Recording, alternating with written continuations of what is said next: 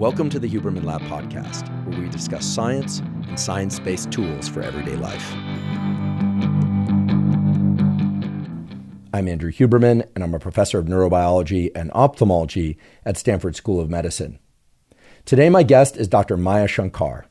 Dr. Maya Shankar is a cognitive scientist who did her undergraduate training at Yale University, her Ph.D. thesis at Oxford as a Rhodes Scholar, and a postdoctoral fellowship also in cognitive science at Stanford University. Dr. Shankar also served as a senior advisor to the White House, and she founded and served as the chair of the White House Behavioral Science Team. Dr. Shankar is also the host of her own podcast entitled A Slight Change of Plans. And indeed, Dr. Shankar herself is no stranger to having to make major changes to one's life plans. As you'll learn today, prior to all of those incredible accomplishments that Dr. Shankar has achieved, she was a student at the Juilliard Conservatory of Music, preparing her life to become a professional concert violinist. But as you'll also soon learn, she then experienced a career-devastating injury, forcing herself to have to reframe everything about her life plans and her own identity. And that's really what we talk about today. We talk about identity, not just Dr. Shankar's prior and current identities, but of course, your identity. We pose a number of questions geared toward getting you to ask, who am I really? Do my goals align with who I am and what I want? Dr. Shankar shares with us the research on identity, goals, motivation, and plans, as well as many practical tools to answer those key questions that guide us down either the correct or incorrect trajectories in life. She shares with us, for instance, how to assess on-paper goals of the sort that you would see on a CV. So which school, which job, which salary, which spouse, et cetera, and how to relate those to the deeper feelings that relate to one's ability to continually pursue a given goal, knowing that it's the right goal for us. We also talk about the science of feelings, what they can and cannot tell us, and when they should or should not serve as a compass for guiding our everyday and longer-term decisions. By the end of today's episode, you will realize that Dr. Shankar is essentially handing you a science-supported roadmap for how to determine and assess your identity and goals and how one influences the other. That is, how your identity influences your goals and how your goals influences your identity in becoming the person that you want to be.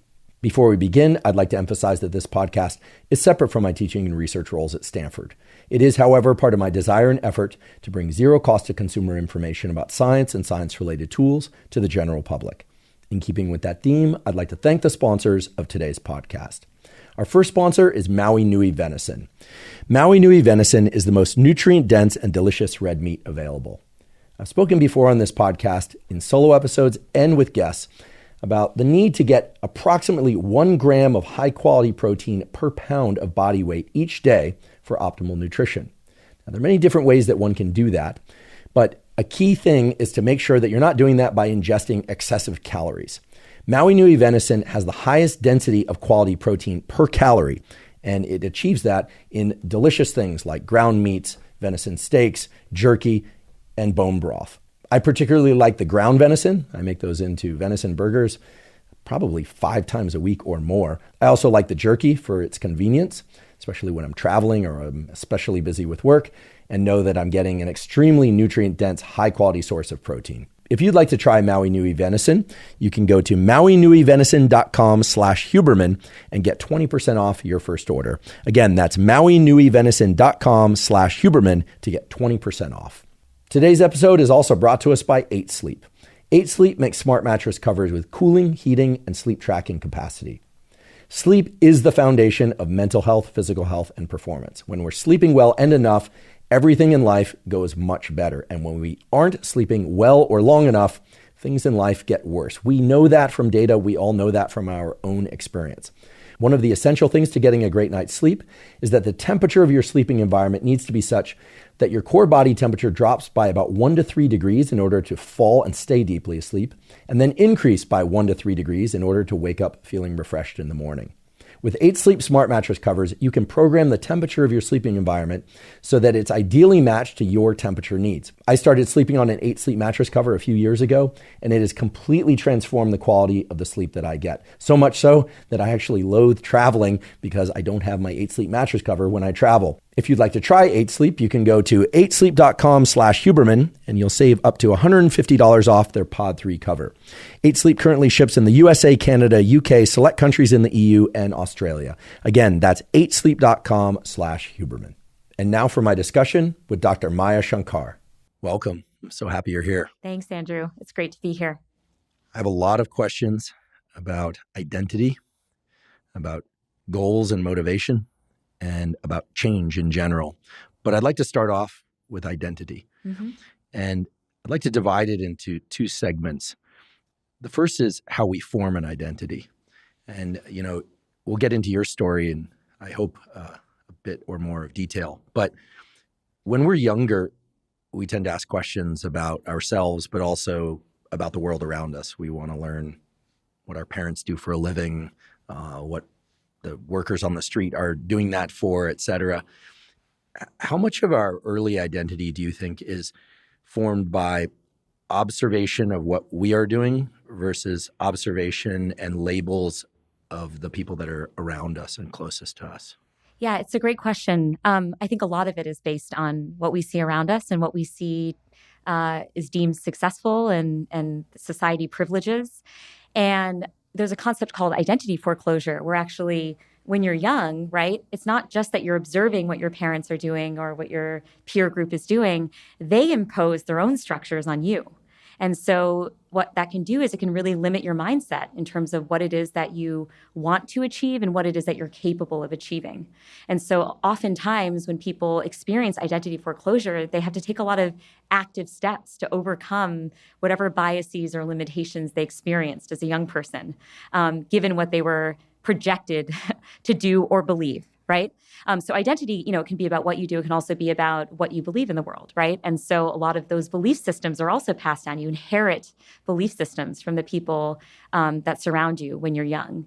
And if there's one thing that I've learned, it's that we tend to put a huge premium on what it is that we do. We tend to define ourselves by what we do.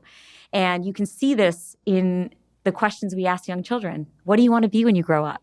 Right? We never say, who do you want to be when you grow up? What kind of person do you want to be when you grow up? We say, what do you want to be? And the consequence of that kind of mindset is that we end up anchoring our identities very firmly to what it is that we do.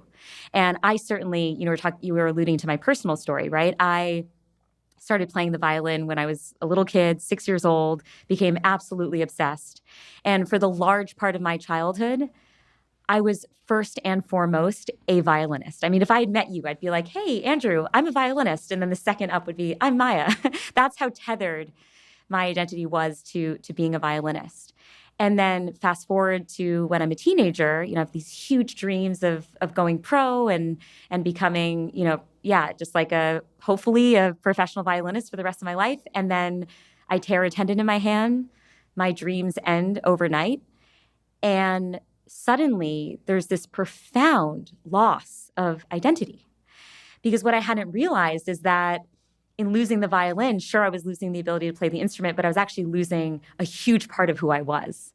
And that was so destabilizing and so disorienting for me, because when you define yourself by the what, then as soon as the what goes away, you're like, oh my gosh, who the hell am I, right? What do I do? What value do I bring to the world? And what I experienced at the time is known in cognitive science as identity paralysis.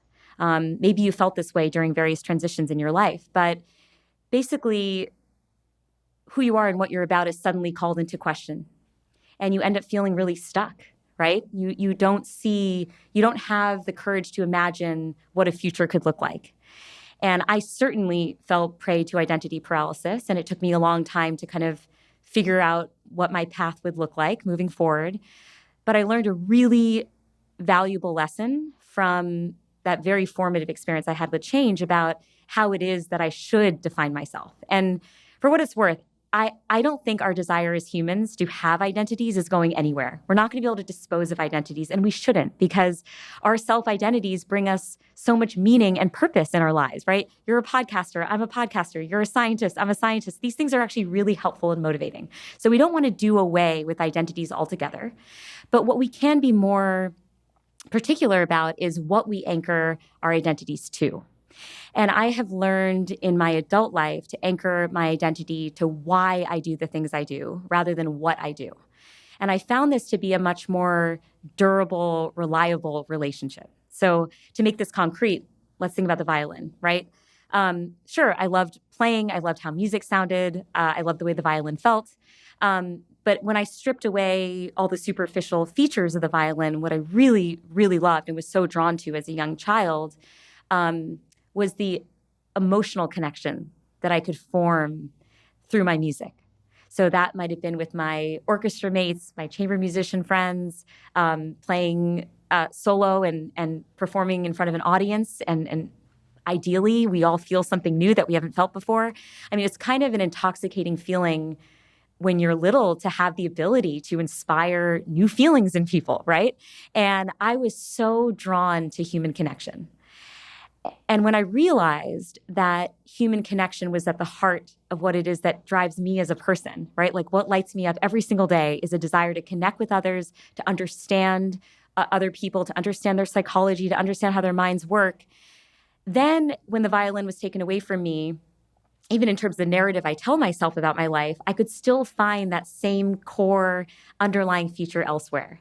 And I have been able to, right? I found it as an academic, as a cognitive scientist who studies the science of connection and emotion.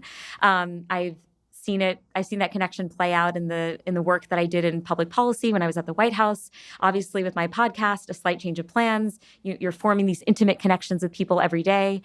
And so even though it feels in my life like I've done such disparate things, right, there actually is a powerful through line that connects all of them. And that is my desire to connect emotionally. And so what I would recommend to people who are listening, especially if they're in the throes of change and they're feeling destabilized by that threat to identity, that loss of identity, is to try to figure out what their through line is, right? Like, what are the underlying features of the things that you used to do that you absolutely loved? And can you find the expression of that elsewhere? I love that. And I have so many questions. The first one relates back to childhood identities and how we often can project onto children what they're likely to become. I see that as mostly benevolent. You know, you observe a child playing with trucks in the sandbox, and we say, oh, you know, they're going to become a contractor. We tend to project roles that are fairly high up the within occupation hierarchy, right? Yeah. We sort of, like any parents, you know, you wish for the best possible life for your kids. But I can see the perils of doing that if then the kid starts to think, well, that's what I'm bound to become, because it is restrictive. I also am fascinated by the fact that when we are adolescents and teens, there's a tendency to ask questions about identity, like, who am I? Yeah. I mean, I don't know many 40-year-olds that say, who am I at one's core, one's essence. And we might change careers, change relationships, change geographies, you know, all sorts of things.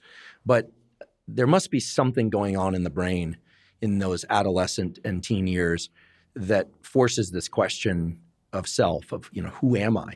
And teenagers are notorious for trying on different uniforms, different friend groups, different behaviors as a way to sort that out, sometimes in ways that support them and then sometimes in ways that act as pitfalls. So I'm curious about what's known about how we develop our own identity from the inside out as well as from the outside in. Yeah, no, that's really interesting. And it's also something I'm very curious about. I mean, we know from neuroscience research that there are significant changes that the brain undergoes during puberty and, you know, other periods of adolescence. And the primary change that we see is a desire for independence.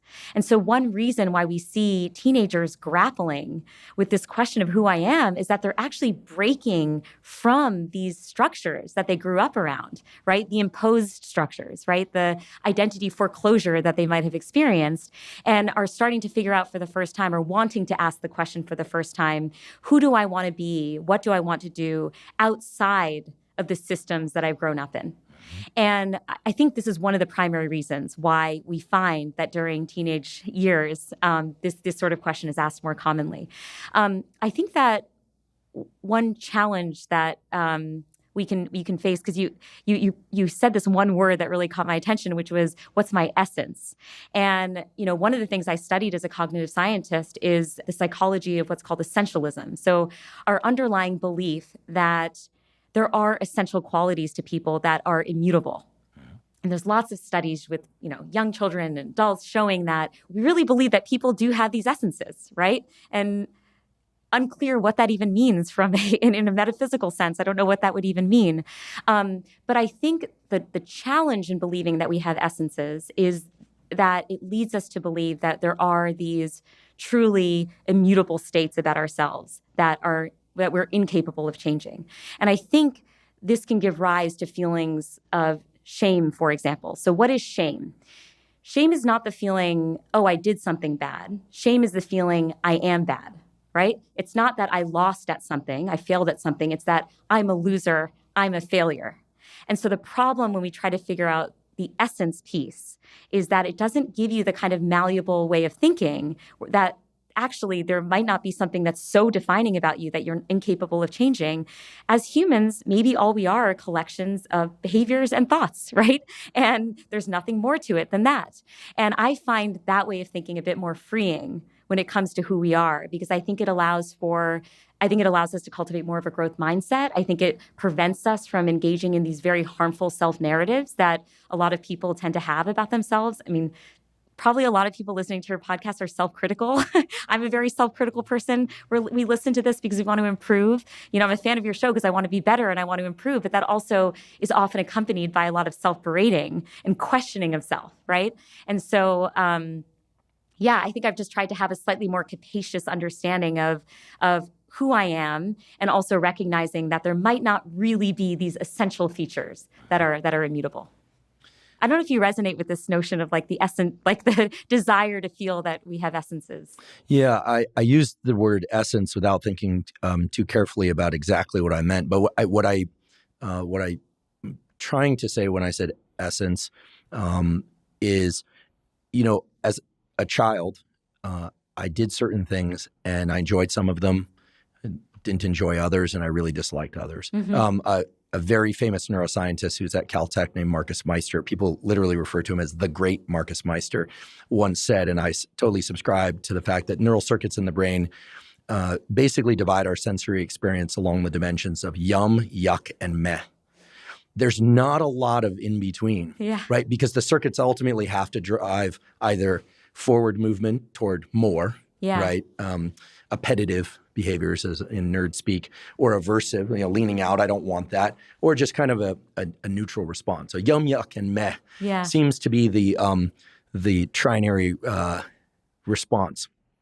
And there is this component of childhood, I think, where we are foraging naturally using our senses, experiencing yum, yucks, and mehs, and hearing yum, yucks, and mehs from our parents. That's good, that's bad, that's whatever, it's neutral.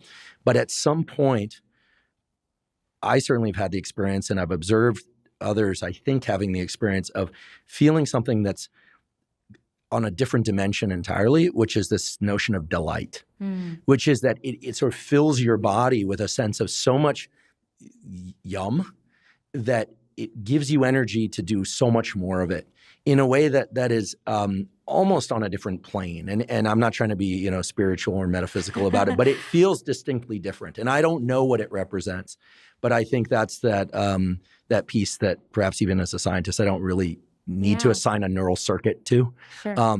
So do you think what you're describing in part is the feeling of awe? Like when you talk about delight, do you think part of it is a feeling of awe? Yeah, like the first time I went to New York City as a 6-year-old kid, I remember thinking, and I still feel every time I'm there, I can't believe this place exists. It's like a human tropical reef. Like everywhere you look, there's life. So that was awe and delight. Although I saw some things. This was New York in the 70s, and there were some things like Times Square in the 70s. Right? If anyone's seen that show, The Deuces, it's like it looked like that. It was, especially as a young kid, it was kind of aversive. Yeah.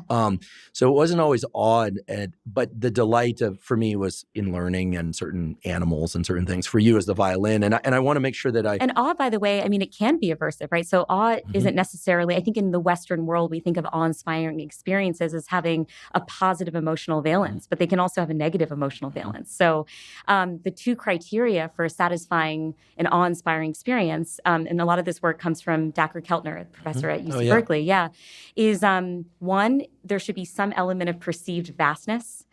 This is all reference dependent, so it's all based on your own frame of mind, right? But there's this sense of like mystery and wonder at just how vast either the physical apparatus is, right? Like Times Square, it's this massive, set of buildings, and it kind of overwhelms your senses because of all the lights and sounds that are hitting your visual system and your auditory system. There's also conceptual vastness. So we can feel awe when we feel the delight of a new scientific discovery, right? Or in my case, like for the first time reading a book about how the mind works, I just remember marveling at this organ and just being completely in awe of how it works. And then the second criteria for an awe-inspiring experience, which I think might have been met as well when you were in when you were in New York, is what's called a need for accommodation. So it's just a fancy way of saying that we have a certain mental model of the world, and typically in the presence of awe, we need to assimilate this new information with our existing model because it challenges it in some way. And it actually leads us to have more open minds because we have to, we realize, wait a second, I had this existing vision of like what the world is like, and now I'm experiencing this new thing, and I need to kind of make it work. I need to integrate it with my existing understanding of the world, and that's the mind-blowing part of it, right? But I remember my childhood experience, kind of mirroring your experience in New York, was I was 12 years old or maybe 11 years old. I was at a summer music camp. It was late at night. I had my Discman, which is how we listened to things back in the day. I recall. I had a CD in there. It was the Beethoven Violin Concerto by Anne-Sophie Mutter. And I was so young, Andrew. So I still don't know how to use words to describe how it is that I felt something that was so powerful and so transcendent. But I remember listening to the first movement of this violin concerto, and it consumed me. I mean, I felt chills up and down my spine. My heart would race along with the melody. It felt otherworldly, right? And I think that was kind of what you were getting at before, where it's like it's this altered state of mind. And the language I've used since to code that experience is that it was an awe-inspiring experience, because I think both things happened, right? I was impressed by the vastness of the experience. It also sent me through time in this interesting way, back to like the time of Beethoven, right? So vastness can exist along a temporal horizon. And then the need for accommodation, which was, I hadn't studied cognitive science at this point. So I remember thinking, I cannot believe a collection of musical notes arranged just so can make me feel this way. And that if you were to tweak it just slightly, just like take the E flat and move it down the stream a little bit, emotional resonance completely gone from the passage. And there was just something so simple and magical about that realization. So anyway, I resonate with this kind of delight and awe experience that you described. Yeah, I'm so glad you describe it that way. This isn't a discussion about my experience, but for me, I realize now that New York was awe-inspiring. Prior to that, the only thing similar was discovering animal specialization, something I'm still fascinated by, the sensory systems of animals and how they experience the world and how humans experience the world. And then ultimately it was, then I went into skateboarding and that whole landscape, and then eventually into neuroscience. Yeah. The difference between the New York experience of awe, and I do think that's what it was, and biology, animals, and eventually neuroscience, is that like your experience with music and realizing that the movement of a note could change something fundamentally, when it came to learning about biology and neuroscience, I felt not just awe, but a sense of delight in that I felt there was a place for me there. Yes. And what came out of what you just described really resonated in terms of this moving of a note, because it took something from a passive experience, I believe, of that's this incredible thing over there, like New York City was awe, but I didn't see myself having any kind of verb state within it that would change it or alter it in how it is or for me. Whereas with music for you, or I think neuroscience, when I realized that you could do experiments, you could actually do some sort of manipulation and through that hopefully unveil something fundamental about how the brain works, I thought there's a place for me here. Yeah. And so I think there's something about the experience of something just from a raw sensory perspective, music or animals or neuroscience in the examples we're using here, but then realizing that there's a verb state of self, like that I could enact something within it that could give me more of that. Whereas I think when as a young kid in New York City, I just didn't feel any way that I could plug into it except in a passive way. Yeah. I guess it's the difference between a kid who, and this wouldn't have been me, who sees a game of soccer or football or baseball or watches the Olympics and goes, that is amazing. Mm-hmm. And the kid that says, I'm going to go do that. In fact, I could do that and I could maybe do that even better or even half as well. And so the delight, I think, is in the possibility of engagement and I'm fascinated, a friend of mine who's a trauma therapist, he's not a neuroscientist. He always says, nouns are just very slow verbs, but verbs are far more exciting because they create this anticipatory activity.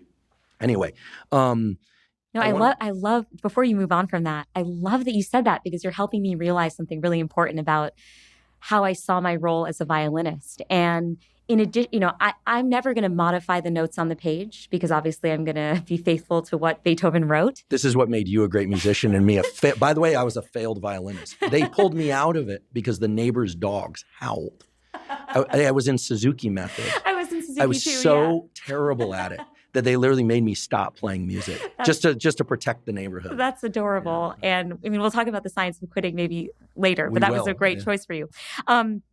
But what I'm realizing is that there was that element of defining self through the pursuit of the instrument. And I saw a place for myself exactly like you did, where I thought, I decide how this phrase unfolds.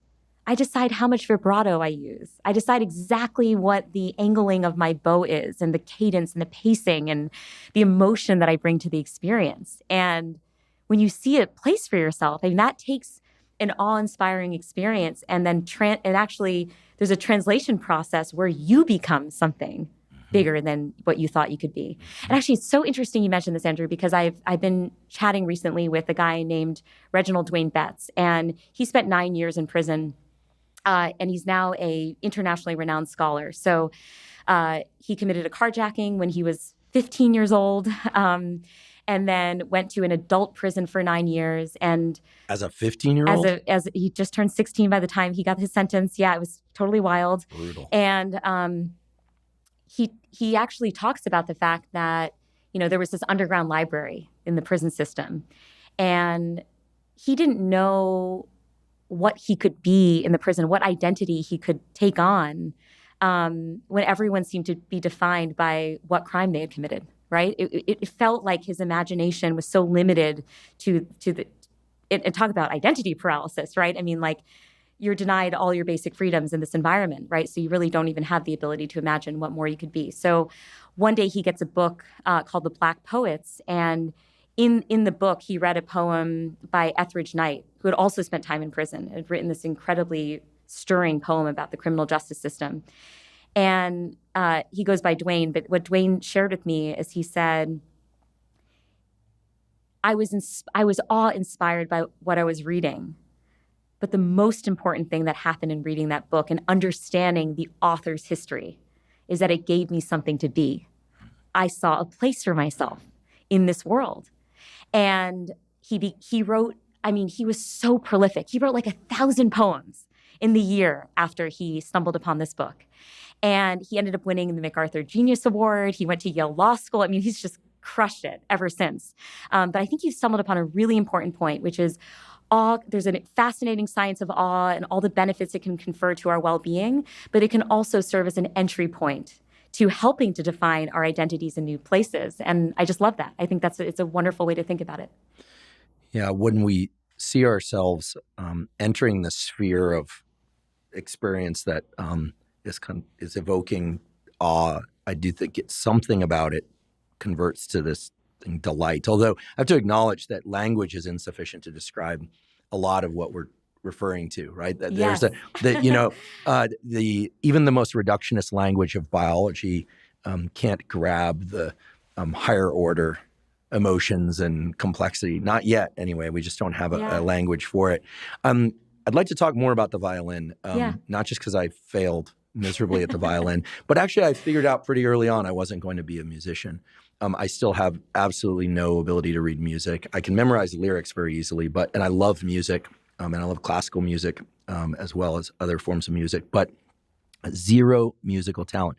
You, on the other hand, got quite good at violin. It was interesting for me to learn that the violin was a bit of a rebellious choice for you, given your family history. And you and I do both share this fairly unusual fact that both of our fathers are theoretical physicists. So did you feel pressured to be a scientist or something else? And being a musician, was that initially looked at as a route to poverty or a bad choice? Or were your parents a bit more cautious, like, oh, okay, that's great, but maybe make that a supplement to your other studies and pursuits? Yeah, so I'm the youngest of 4 kids, and kind of stereotypically, my 3 older siblings were total math whizzes. They were, taking the SAT when they were very young because they were so talented. But I think one antagonist to some of those cultural forces is that my mom, when she had grown up in India, had felt very stifled by her environment. Like, as a young woman who is very capable and very smart, I mean, she majored in physics. She was mostly, kept to the spaces of domestic chores, occasional singing lessons, but mostly her job was like, do your homework and then help with cooking, right, and cleaning and whatnot. And so when she moved to this country with my dad in the 1970s, she was actually very excited. She was 21 years old, by the way. So long story short, she'd met my dad 20 days prior to their getting married. So it was an arranged meeting. And my dad is doing his postdoc at Harvard in physics at the Society of Fellows. And my mom just joins him after a winter break in the dorm. And everyone's like, hey, man, how was your break? And there's like, I went snowboarding and I went whatever to Tahoe. And my dad's like, I got married. And so this new couple arrives. And my mom was so lonely in this country. I mean, this was before you could text your parents overseas or use a WhatsApp group. So she could only handwrite letters to her family back home. And her goal was, you know what, I'm going to create a little army around me in the form of children. So she had 4 kids, and she was absolutely intent on exposing us to as many extracurricular activities as she could. So I have 2 older brothers and I have an older sister, especially her girls. She said, you can do whatever you want. I'm going to give you, lay of the land when you're young. But when you find something that you're passionate about, I really want to give you the opportunity to explore it. So I think I really benefited from the fact that she had been denied that kind of exposure and the ability to pursue her dreams, artistic or otherwise. And so she was really hell-bent on making sure that we kids were able to. I think they were, my older 3 siblings played musical instruments, so like clarinet, trumpet, flute.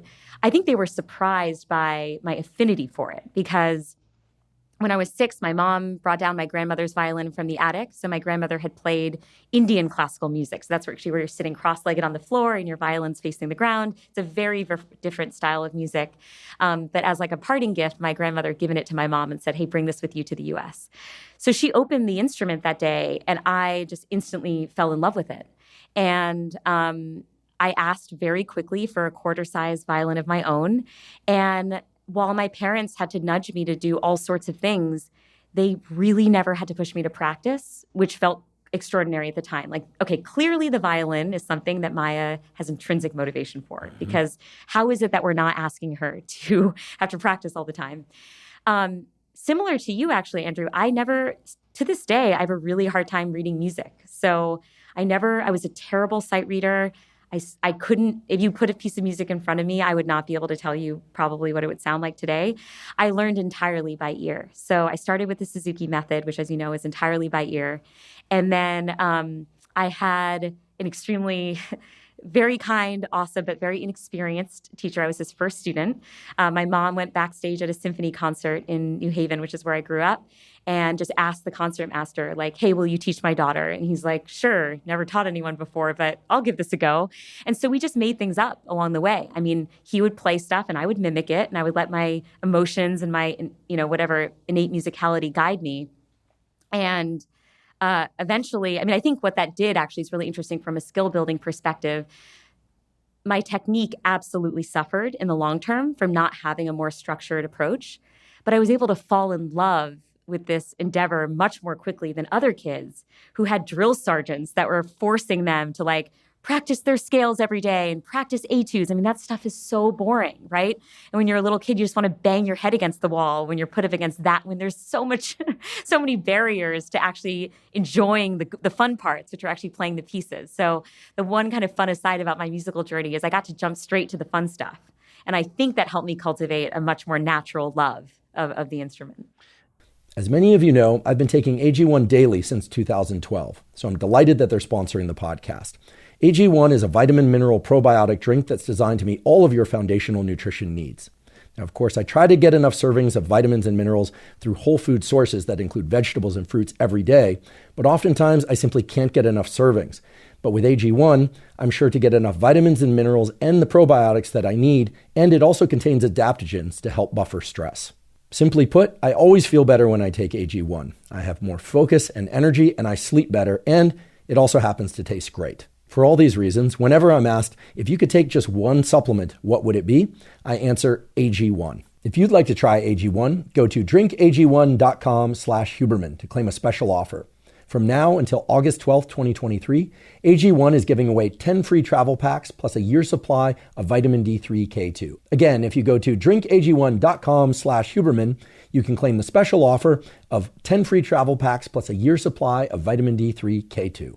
The intrinsic motivation part is so key. I've talked a few times before on the podcast about this, I think now famous study that was done at Bing Nursery School at Stanford, where they observed what kids did during free time, and then they rewarded them or didn't reward them, and then they later removed the rewards. And the essential takeaway is that receiving rewards for something that a child was initially intrinsically motivated to do undermined some of that intrinsic motivation. So I have to wonder whether or not the fact that your parents neither encouraged nor discouraged your violin playing might have allowed you to fully express and lean into your intrinsic motivation, as opposed to, for instance, in my case, we are distantly related, not closely related, but there is a great violinist by the name of Bronislaw Huberman, who has a street named after him in Israel. There's a famous picture of him and Einstein playing violin together. And I was told about that early on. And when I failed to play well after a couple of practices, I was convinced that there was no way I was going to live up to it. And I quit. That's a high bar, man. It's a high bar. It's a high bar. I didn't have any such role models that I was trying to be like in my family. Yeah, it turns out but exactly. And so I think that there's actually more opportunity in kids leaning into, and adults probably leaning into the sensory experience of what they're doing and not putting that up against some benchmark. You know, I worry about that today so much with social media and with video games, where in a video game or on social media, you can see something being done at the very highest level, often by someone quite young or early in their career, to the point where it can be a little bit overwhelming. And I think then we start measuring ourselves against, metrics that are not about the experience. That said, your parents, whatever they did, worked out well enough that you became very proficient, right? You succeeded in getting into Juilliard, which is, at least from my understanding, is the most competitive music preparatory. Is that how you refer to it? Yeah. That one can possibly go to. And so at that point, had your identity merged with the behavior, and were you still enjoying yourself up until the point where you had this injury that we'll also talk about? Yeah, I was still enjoying myself around the time when I auditioned for Juilliard, in particular because of exactly what you said, which was everything was kind of beating my expectations and my parents' expectations up until this point, right? Which is that we didn't really have any. And so it all just felt like icing on the cake. Wow, our kids found something that they really love. This is great, right? It can sometimes take you years, decades to figure out what it is that you love, what you're passionate about. And I think we go through this renewal process often in our lives, right? I've had to have moments in life where I'm like, what do I like again? What do I love again? And so it's not also a one-time experience. But there was a thrilling aspect to my musical life when I was young, which was, again, everything kind of felt just like bonus. So one story I love sharing is about how I even got into Juilliard in the first place. My parents, so my dad's a theoretical physicist, as you mentioned. My mom helps immigrants get green cards to study in this country.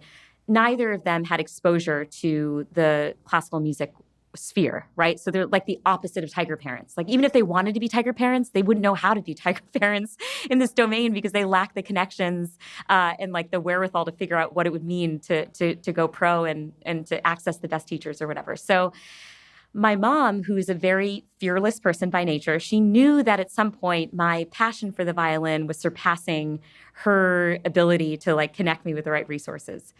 And so one weekend we were in New York, awe-inspiring New York. And I had my violin with me because I had another audition. And we were just walking by Juilliard, the building. And my mom was just eager for me to see it from the outside because it's just really cool as a kid, right? It's like all your musical idols went to this place. I just wanted to see it and like imagine what it would have been like for Perlman to go in and out and Midori to go in and out. It's Yo-Yo Ma, right? Like it's so exciting. And as we're passing the entrance, my mom looks at me and says, hey, why don't we just go in? And I was like, what are you talking about? She's like, let's just go in. What's the worst thing that can happen? And I'm like, security guards and like a lot of other terrible things, Mom, right? But I had a youthful enthusiasm that like propelled me into the building that day. She strikes up a conversation with a fellow student and her mom, finds out that she's studying with like a top teacher at Juilliard, asks if we can get an introduction. Within an hour, I'm auditioning for this teacher on the spot, right? No idea that this was going to happen. Wild. Yeah, he tells me he has what I refer to as a like muted enthusiasm about my playing. Doesn't think I'm great, but sees something. Like he told me later he liked my personality, my enthusiasm. So I got the personality card coming out of that music audition. Great. And what he did is he said, look, I'm with you. I don't think that you're ready. You would not get into Juilliard if you audition today. However, I take residence at a summer music program in Colorado. If you come there for 5 weeks, we can do an intense boot camp where I try to skill you up and get you to learn like your first scale and your first etude, which you will need to pass the Juilliard audition. And also maybe hopefully get you to like read music a little bit better than you can right now. And I went to that summer camp and I worked my butt off. I mean, you're also in this incredibly intensive environment where everyone your age is there and they're all practicing like their age equivalent, right?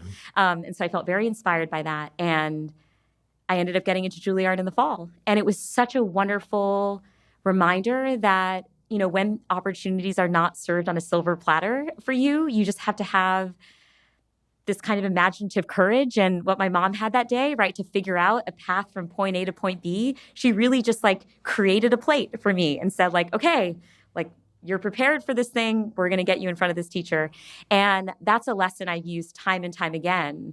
When I felt like there was something cool I could be doing, the opportunity did not exist. So for example, when I was in the White House, the job that I wanted, which was to be a practitioner of behavioral science, did not exist. And so I sent cold emails and I pitched them on the idea of creating a new position for a behavioral science advisor. And then I said, hey, by the way, if you create this position, could you like also consider hiring me to play that job, even though I've had no public policy experience and I've been an academic for the entirety of my adult life. And, you know, they said yes. And so it's just, it was such an energizing lesson to learn as a young kid, which is like, you can do the cold call. Oftentimes, there's few consequences. You'll just get rejected. I mean, that's truly the worst thing that's going to happen. But it's one thing to be told that. It's another thing to have lived the experience out and to see how amazing the aftermath can be. And that's what I got to experience as a young kid. So amazing. And so let's all express some thanks to your mom for barging Thanks, in the Mom. door, I know. and to you because you also had the agency to do the audition on the spot. I think a lot of kids and adults would have thought, you know, I'm not ready, I'm not going to do this, but it takes a certain gumption to just do it, right? Yeah. And also to integrate the feedback. And then I'm curious about this camp. Yeah. I went to a few camps of different types, crashed a few camps. That's a different story. Turns out if you show up, you know, you can get by for a few days before they realize that you're not one of the main. Oh yeah, no, there's a whole other set of stories there. I love it, Andrew. But I'm curious, you know, you're among very driven, maybe even obsessive kids. Yeah. Were they nice to one another? Do you recall the kid that was the best? Oh, yeah, Rachel Lee. There you go. Isn't this incredible? Oh, my God. How we remember these names. Yeah, total prodigy. I bristle when people say like, oh, Maya was a young violin prodigy. I'm like, no, I wasn't. And there's no false humility in my saying that. I just actually saw what prodigies were like, and I was not one of them. I mean, truly just talk about awe-inspiring. I'm like, how is it that music comes so effortlessly to Rachel? I feel like she was born with a violin in her hands. I mean, that's how it felt whenever I watched her play. And it's a double-edged sword. On the one hand, you're deriving inspiration from the incredible talent you see around you. On the other hand, you feel demoralized so often because you're running up against whatever limitations exist when it comes to your natural talent and your work ethic. Like at the end of the day, I was never the hardest working violinist. My mom insisted that we were well-rounded kids. I played soccer all through elementary school. I auditioned for the school play, Really Rosie. I did art classes. Like it was just really important to, both my parents, I think, that we had just like relatively normal lives. And I was studying alongside kids who had literally left half their families behind in their home country, had moved with one parent to a studio apartment in Manhattan or in Colorado for this camp, and were devoting their entire lives to this pursuit. And so I felt like I was a super envious kid. Like I was always looking around being like, I suck and they're great, right? We talked about like having a self-critical personality. I think a lot of kids feel that way. Yeah. We're I think at that age, and this sometimes extends into adulthood, we have this tendency to try and find benchmarks of where we are. Yeah. And sometimes that turns into a hierarchical thing, sometimes very lateralized, but trying to figure out where you are in the landscape of things it just seems like it's kind of fundamental to the teenage experience. Yeah, and your universe shrinks too, right? Mm-hmm. So like you're no longer getting access to what the average kid violinist sounds like. I mean, you're in the elite of the elite. And so it's so intimidating. And I felt like what happened is, especially when I became a teenager. So two things happened when I became a teenager. The first is that my violin life just started to speed forward. So Itzhak Perlman invited me to be his private violin student, considered the best violinist in the world. It was an incredible experience. I felt so overwhelmed even by the opportunity. I'd also stumbled upon MTV and was like, do I even want to do classical music? Like Britney Spears is doing much cooler things. So that was my version of like teenage rebellion, was coming home from school and what I should have been practicing watching MTV.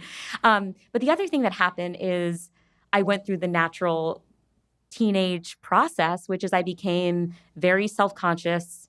I became more insecure. I was trying to figure out who I was, who I am. And I think that was the period of my life, my high school years, when I was the least happy as a violinist. So I described to you earlier that incredibly awe-inspiring experience of listening to the Beethoven Violin Concerto and it feeling otherworldly and feeling like I could see a world beyond my own personal wants and needs and desires, right? It really made me feel small against the backdrop of this magnificent world. And I liked that feeling of smallness. And when I was in my teenage years, we're all in this highly narcissistic state of mind. We're like consumed with ourselves and how we feel. And I just felt like I gave some of my worst performances when I was a teenager. And I often found, to your point about, these pressure cooker environments, my best performances were actually just to the public. My worst performances were when I was in my little studio having to play for my peers. Like that just sapped all the joy out for me because I was just like really tough on myself. And that was a period of time where I lost touch with what it is that I loved about music. And of course, there's an ebb and flow. I had magical experiences playing the violin when I was a high schooler, but I just think if you were to do like the average of joy, like pre-12 and then post-12, the average joy was much higher before I became a teenager. Yeah, there's so many things to extrapolate from that. I really feel that when we get into a mode of trying to hit milestones that are extrinsic, that it really can undermine our love of what we're doing. But that if we keep going and we can reframe what those external rewards are, in part by just realizing that they're so transient compared to the delight that we can experience. What I mean is that I don't think of delight as something that that wells up in us and then dissipates. I think of it as something that changes our nervous system in a way that gives us access to new abilities. I really do. I mean, being a faculty member at Stanford, you look to your left, you look to your right, and it's like, I literally, in the building I'm in, I've got Nobel Prize winner below me. Like the people by MacArthur Award winners all over the place. Like everywhere you turn, and these people do other things too. So like, and they're also D1 athletes, and they've got 5 kids, and all their kids seem to be doing great. You're like, who are these people? And it becomes very important in that environment to just shrink your spheres, like what's 1 foot in front of you, and just keep going and not pay attention. But it's hard to do, not by way of comparison, because I actually get excited about being immersed in a group where everyone's doing well. I do think being among all these other incredibly talented and driven, although you carefully said, and importantly said rather, that you did not see yourself as talented. It's very clear that you have a ton of grit and hard work clearly went into it. Mm-hmm. I think that word talent can be a little bit misleading. So we want to underscore the fact that you've worked incredibly hard. But I think that it's a tough thing. It's hard for us to develop much in isolation, and it's also hard for us to stay connected to the source. Yes, the source. As it were. Exactly. And that's a word that I stole from a former guest on this podcast and a good friend of mine who's the great Rick Rubin, one of the most successful music producer, rock and roll music producer of all. He talks about the source, So there are so many different trails we could go down here. Just one thing briefly is I again, completely miserable at music, but I once saw Itzhak Perlman in the airport with his family. I was with my father, who's a huge classical music fan, and we watched him, and he said, watch. And it turns out he was getting onto our plane. He sat in first class next to his, I presume, Stradivarius violin. His violin got a first class seat. He got a first class seat, and his family sat across from him. And my dad said, his violin is so important that it gets its own first class seat. I couldn't believe it. So great. So in any event. I think just one thing to your point, one reflection I've had is, and this kind of goes back to this question of identity, right? Which is when you are in these very competitive environments, and again, I'm sure a lot of people listening are in very competitive environments, you feel that so much can be taken away from you, just in terms of mental well-being, because you're always looking at the world through a comparative lens, right? You're benchmarking yourself, as you said. Like there's benchmark, and where do I fall on the continuum of, mediocre to great? I don't know. And yesterday I had a terrible performance, so that's going to set me back, et cetera, et cetera. I have found that when I re-anchor myself to what Rick Rubin referred to as the source, and identify the characteristics of music or other pursuits that really energizes me, it feels like I'm actually insulated from a lot of the external noise, and I bring a lot more clarity and focus to the work that I do every day. So there's 2 things that I think define me as a person, at least right now, right? I allow for that malleability. One is that I'm a deeply curious person, and the second is that I really relish getting better at things. I love seeing progress internally. And in my violin life, no one could take those 2 things away from me. In my current life, as a cognitive scientist, as a podcaster, like you just can't take those from me. Like no one can take that joy from me. And it feels protective in a really important way, which is, for example, just like you, I see the labor of love that you put into the Huberman Lab podcast. It's extraordinary. I put so much time and energy and thoughtfulness and love into making a slight change of plans. But at the end of the day, when you put the episode out into the world, like you just don't get to control what the reaction is, right? Your favorite episode might not be everyone else's favorite episode. And that's just something you have to deal with, right? But what I found is that if I really relished the process of making the episode, right, it fed that curiosity, and I got better as an interviewer. I got better as a thinker. I got more clarity on a topic that I was curious about. It gives me a foundation that feels really sturdy. Do you know what I mean? Mm-hmm. It's just, Well, those things are intrinsic to you, and they are, I guess now we're using nomenclature, but they're not what we would call domain specific, like the curiosity, the desire for progress through effort and through focus. Those are music.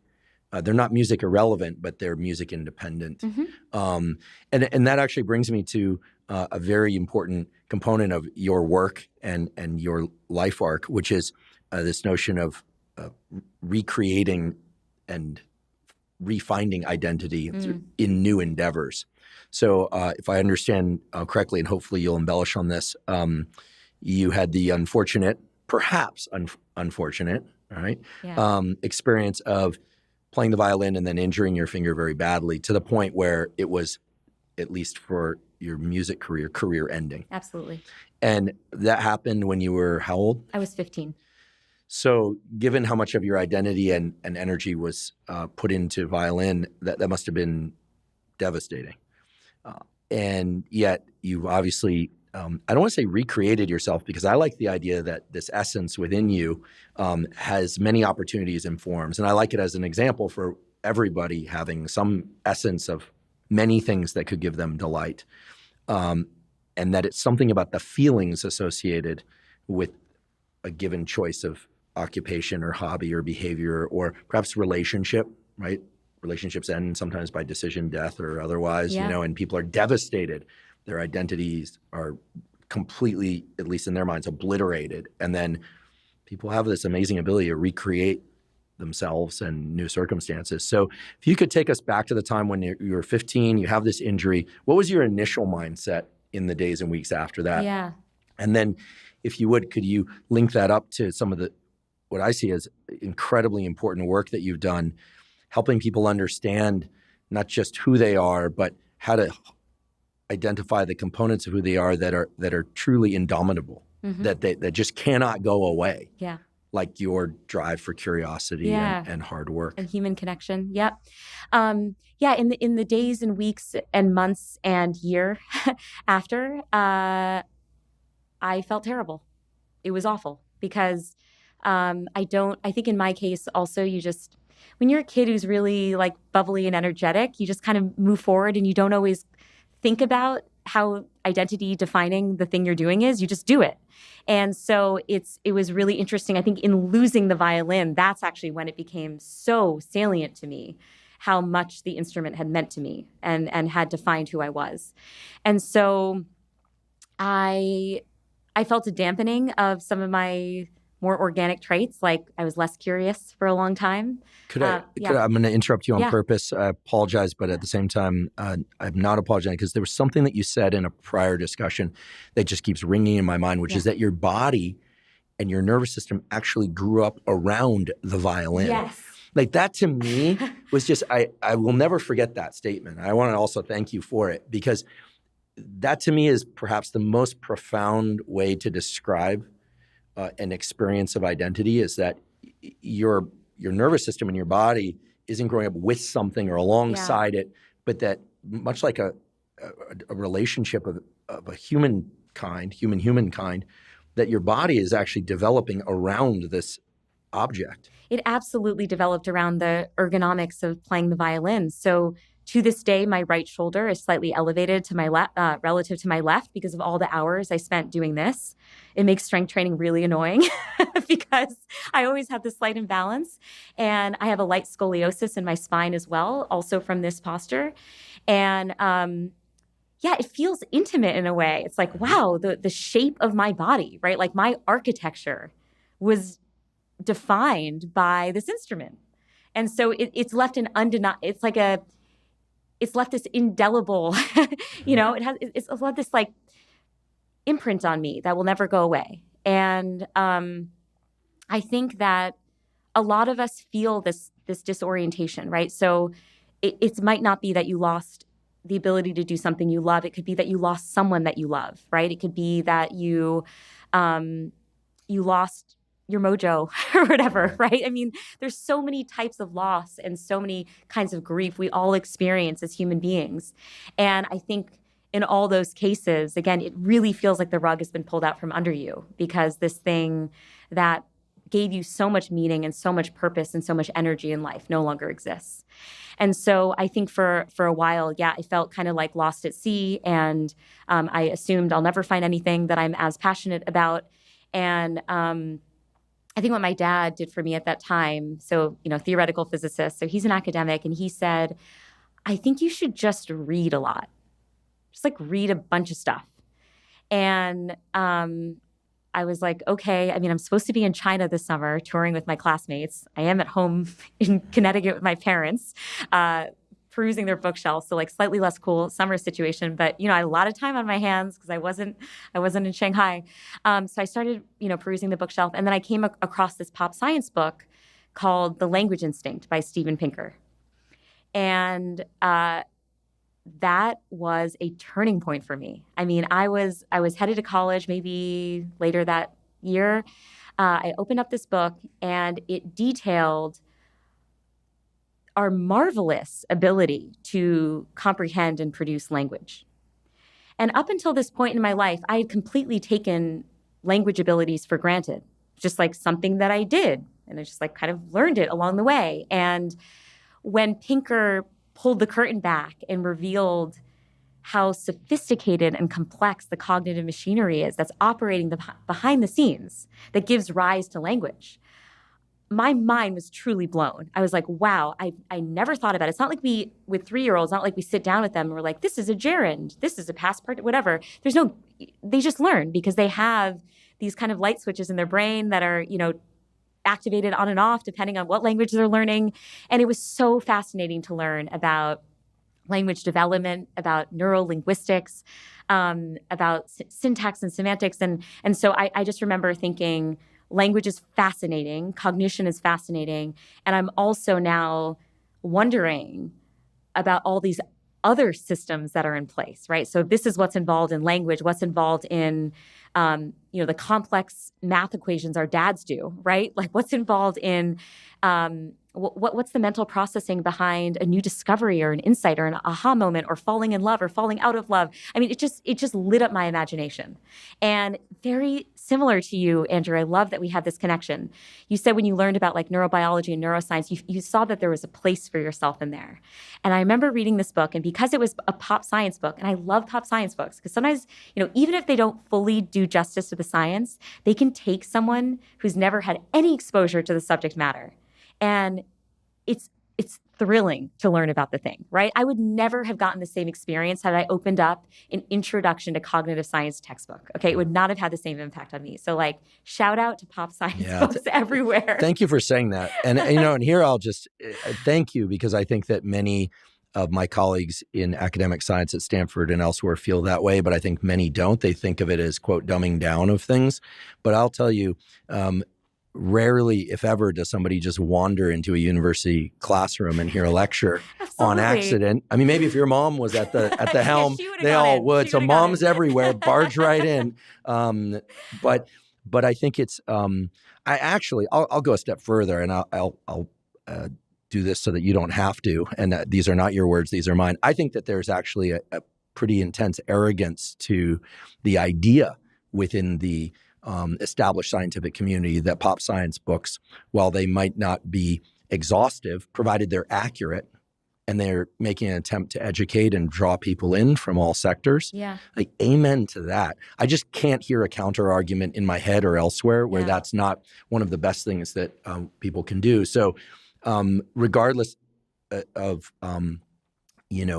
people's motivations for picking them up in the first place, I mean, they brought a lot of people into the curiosity and delight that is science or music, or, I think that the more positive, benevolent, safe sensory experiences that we can expose young people to, the greater probability that we're going to flesh out those professions with the greatest number of diverse minds who are going to have the best ideas. Mm-hmm. I mean, it's really, I think that there's a ton of foresight in what you're describing, that, picking up a book is now what you're also now a Ph.D. in cognitive science, and you did your postdoc at Stanford. I mean, you're a scientist, presumably because you went into the bookshelf and picked up that book. 100%. And I think it was also role modeled for me, because my dad, despite being in a very, very technical field, spent a large part of his career actually working on the translation of complex subjects and trying to convey them to general audiences.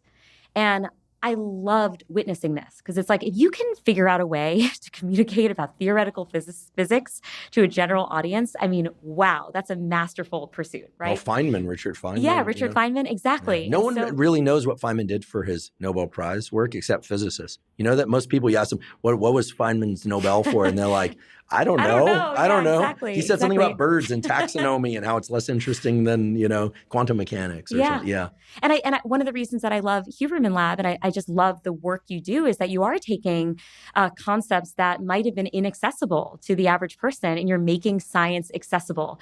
And I feel so much gratitude to every scientist out there, every researcher out there who thinks that it's worth their time to be a practitioner of their work. Because ultimately, think about how many lives you're changing through the show by trying to break down some of these more complicated things into concepts that people can, understand and relate to and actually act on.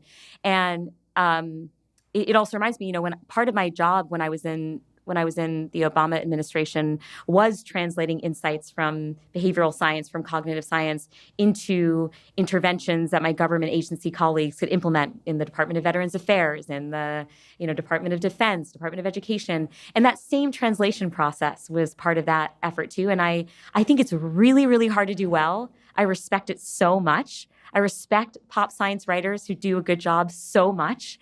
And I think it's a wonderful service. They don't have to spend their time writing these books. They could just publish more research papers, which is the currency that academic institutions care about. And so I see it as just like a public good, what they're doing. Yeah, I do too. And right back at you because you're doing it as well. And so we're all better off for it. So thank you. I'd like to take a quick break and acknowledge our sponsor, InsideTracker. InsideTracker is a personalized nutrition platform that analyzes data from your blood and DNA to help you better understand your body and help you meet your health goals. I'm a big believer in getting regular blood work done for the simple reason that many of the factors that impact your immediate and long-term health can only be analyzed from a quality blood test. However, with a lot of blood tests out there, you get information back about blood lipids, about hormones, and so on, but you don't know what to do with that information. With InsideTracker, they have a personalized platform that makes it very easy to understand your data, that is, to understand what those lipids, what those hormone levels, et cetera, mean, and behavioral, supplement, nutrition, and other protocols to adjust those numbers to bring them into the ranges that are ideal for your immediate and long-term health. InsideTracker's ultimate plan now includes measures of both ApoB and of insulin, which are key indicators of cardiovascular health and energy regulation. If you'd like to try InsideTracker, you can visit InsideTracker.com/Huberman to get 20% off any of InsideTracker's plans. Again, that's InsideTracker.com/Huberman to get 20% off. So I want to go back to this injury, to summer at home, to discovery of something new. Yeah.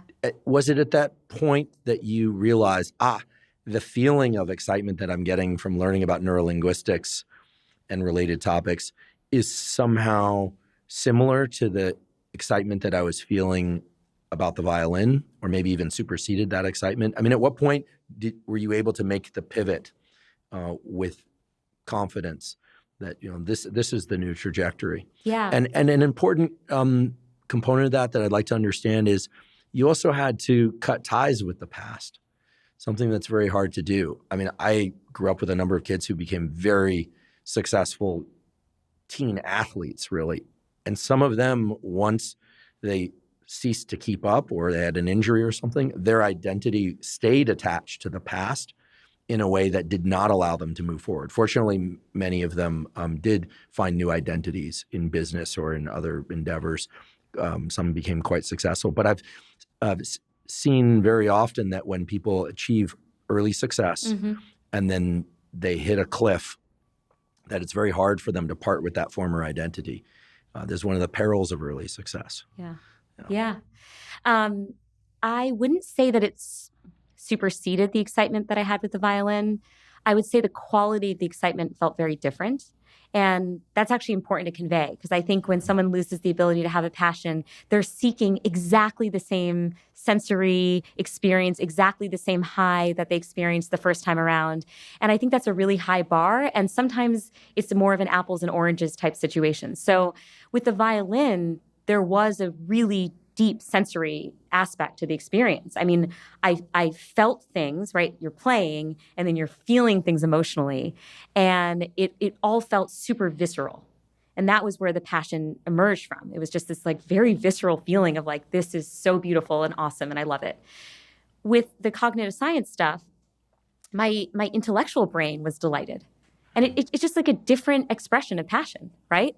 I think the big pressure test was not, if I had held myself to the bar of, do I love this as much as the violin? There's no way that I would have been confident enough to pursue anything at that point. So instead, I really think the question I asked myself at that time, which was a service to me in my more compromised psychology, was, am I curious enough about this thing to ask more questions about it? Do I want to learn more? And I found naturally 3 days later, I went to the library and I got another book on the cognitive science of language. And then I got a book on the science of decision making. So there was curiosity. And honestly, that was all I needed. That was the little seedling that I needed to see if it could go somewhere more. I took that as a very strong signal. Like, I care to learn more about this, and I don't care to learn about everything, right? And I remember perusing the course book of my undergrad institution, and they had a cognitive science major, which was awesome because not all schools had one at the time. It was a very new major. It's interdisciplinary.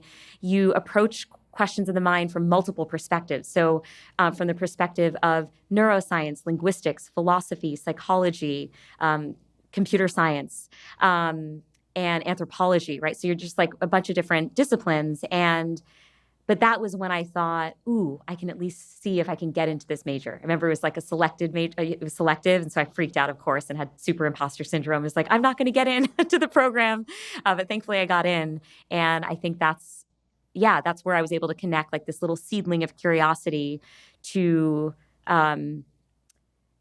the actual pursuit of the thing, right? And that's a really important translation because there can often be a mismatch.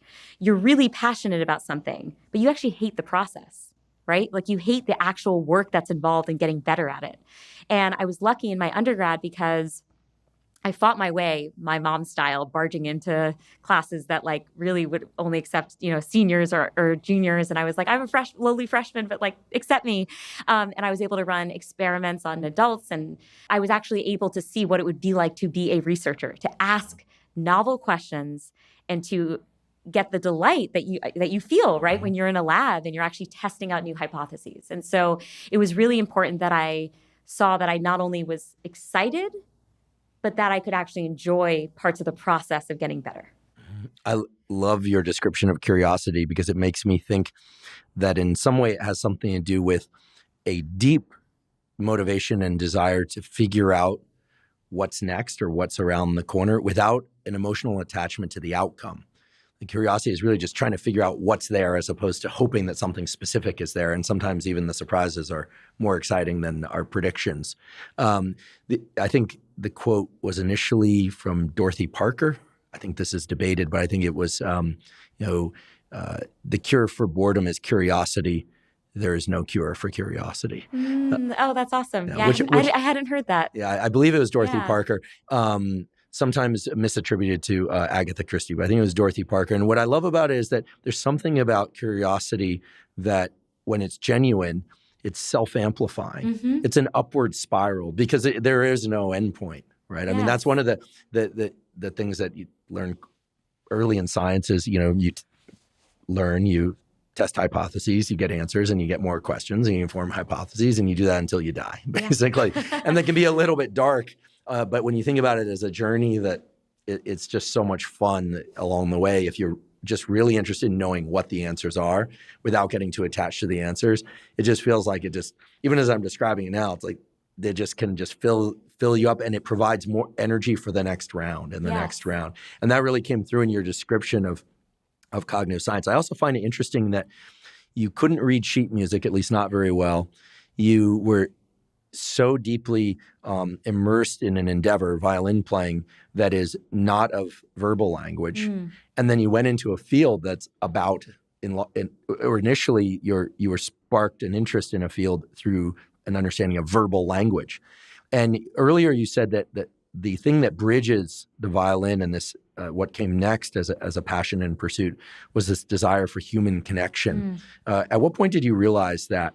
And here I do want to emphasize that while we're talking about your story, I hope I can only imagine that people are starting to think about what are the the intrinsic points of motivation for what they're doing and what they've done, asking them the sorts of questions that I hope everyone is asking, like, what is it really that motivates me to love this and to see a place for myself in that? Because those are ultimately, I think, the questions that everyone should and can ask. Yeah. It took me a really long time. It's actually only been in the last few years that I've discovered this. I discovered this as a result of creating a slight change of plans. So my desire to create the show came from a very personal place, which is that I'm terrified of change. So even though I've had these formative experiences with change, I'm a creature of habit. I'm willing to change my habits. For example, I now take caffeine 90 minutes after I get up. How's that working for you? Very well, even today. Okay, I'm a good disciple. Well, I like to think that people afford themselves some flexibility. If you got to run to the airport, 60 to 90 minutes. 60 to 90, or the occasional, within 30 minutes if you have to. Yeah. But nobody's perfect. Nor should we strive. I'm a student, so I'm willing to update my habits, but I'm a creature of habit, and there's a couple reasons why we as humans are scared of change. And I think one of them, which is incredibly relatable, is that change is filled with a lot of uncertainty, and we hate uncertainty. We will go to irrational lengths to avoid uncertainty. So one of my favorite studies coming out of cognitive science is one involving electric shocks. And what they found is that people are far more stressed when they're told they have a 50% chance of getting an electric shock than when they're told they have a 100% chance of getting an electric shock. So we would rather be certain that a bad thing is going to happen than to have to deal with any feelings of uncertainty and ambiguity, right? That result, I love that you brought up that result. It still is bewildering to me because if you think about it, 100% trial to trial shock means you have to take on bring it, just bring it on kind of mentality. But if you did that for every trial and then half of the trials you don't get shocked, you'd get we know there's a dopamine release from the lack of punishment. So the ideal strategy is the same, and yet somehow people are averse to the uncertainty. Yeah, we don't like uncertainty, even though, again, the uncertainty is what drives that dopamine burst, right? And yet we bristle certainly at that uncertainty. And so I definitely am like, please, status quo, everyone. Would love the status quo. Even when the status quo has been suboptimal, Andrew, I've been fine with the status quo. So part of it came from my desire to figure out, okay, how is it like a slight change of plans, right? It marries science and storytelling to help us figure out strategies for better managing change. So I wanted to figure out, how are people coming to terms with uncertainty? And one of the things that I realized, I learned from the guests on my show and also the scientists, is there's this concept called cognitive closure. And it is the need to arrive at clear, definitive answers to things, okay? It's basically the opposite of this open-ended curiosity that you just described, which is with cognitive closure, you have a need to, you aren't indifferent towards what the answers are. You aren't indifferent towards what the questions are. You care about everything. You care about micromanaging every part of the curious process from point A to point B. And there's a lot of research showing that when we reduce our need for cognitive closure, right, when we become a little bit more open to the unbidden, right, like to mystery, more open to awe-inspiring experiences, we can experience huge boosts in well-being. And we can become a lot more resilient in the face of change. So that's something that I'm working on, which is like, okay, maybe I can reduce my need for cognitive closure. And the other thing that I am starting to appreciate is one reason that we get change wrong and we maybe fear it more than we should is that when we anticipate what a change will be like in the future, we tend to imagine how our present day selves will respond to that future change, right? So it's almost like a magic mirror. It's Maya in present day going through this mirror, comes out the other side. 2 years from now, she's the one who's overcoming the challenges of a diagnosis or some other life change. And what we forget is that the big changes in our lives can change us in pretty profound ways, right?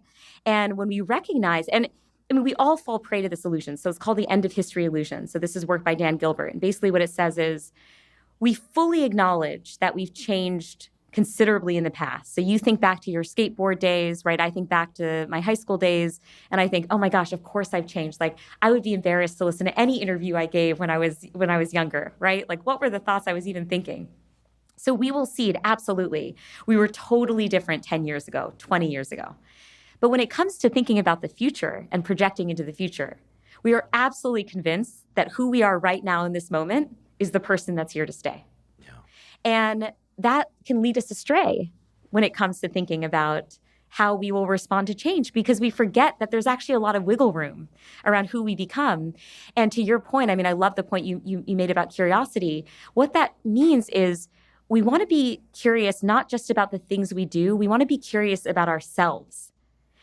One huge lesson that I've learned from the interviews that I've had on A Slight Change of Plans is that I need to constantly be auditing myself through my change experience to figure out how I have changed. Because when we experience change, it doesn't happen in a vacuum, right? So let's say I get a promotion, or I enter into a relationship, or I leave a relationship, or some other, again, narrow slice of my life is altered.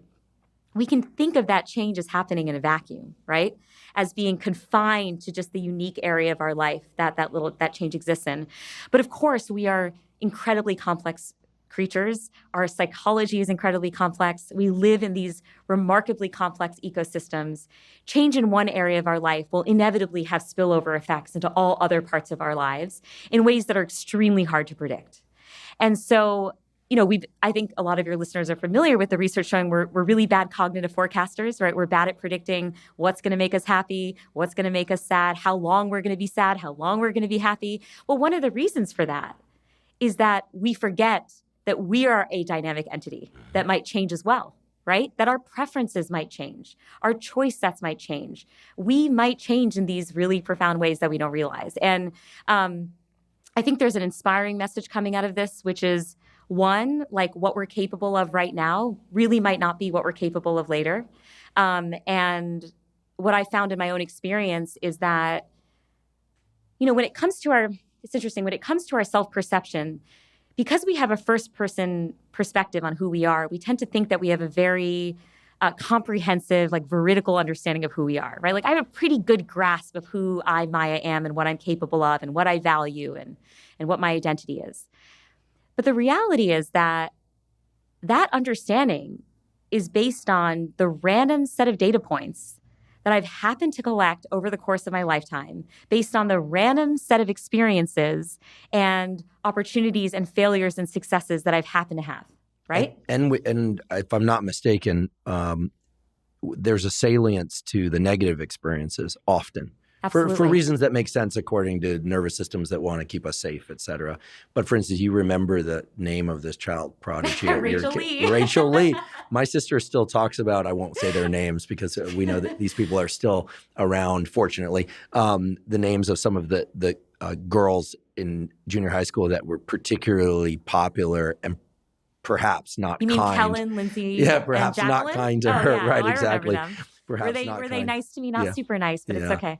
Yeah, there's a lot of web searching nowadays for what these people are up to now. Anyway, not by me. Anyway, I have a sister. We occasionally touch into this. She's doing great, fortunately. So, there's a salience to the negative experiences. But I think what I'm hearing, and I totally agree with, is that we'd like to think that we have complete or at least adequate self-knowledge, but that we likely don't. And so what are some of the ways that we can get better data on ourselves in ways that can help us? Is that through the application of mentorship?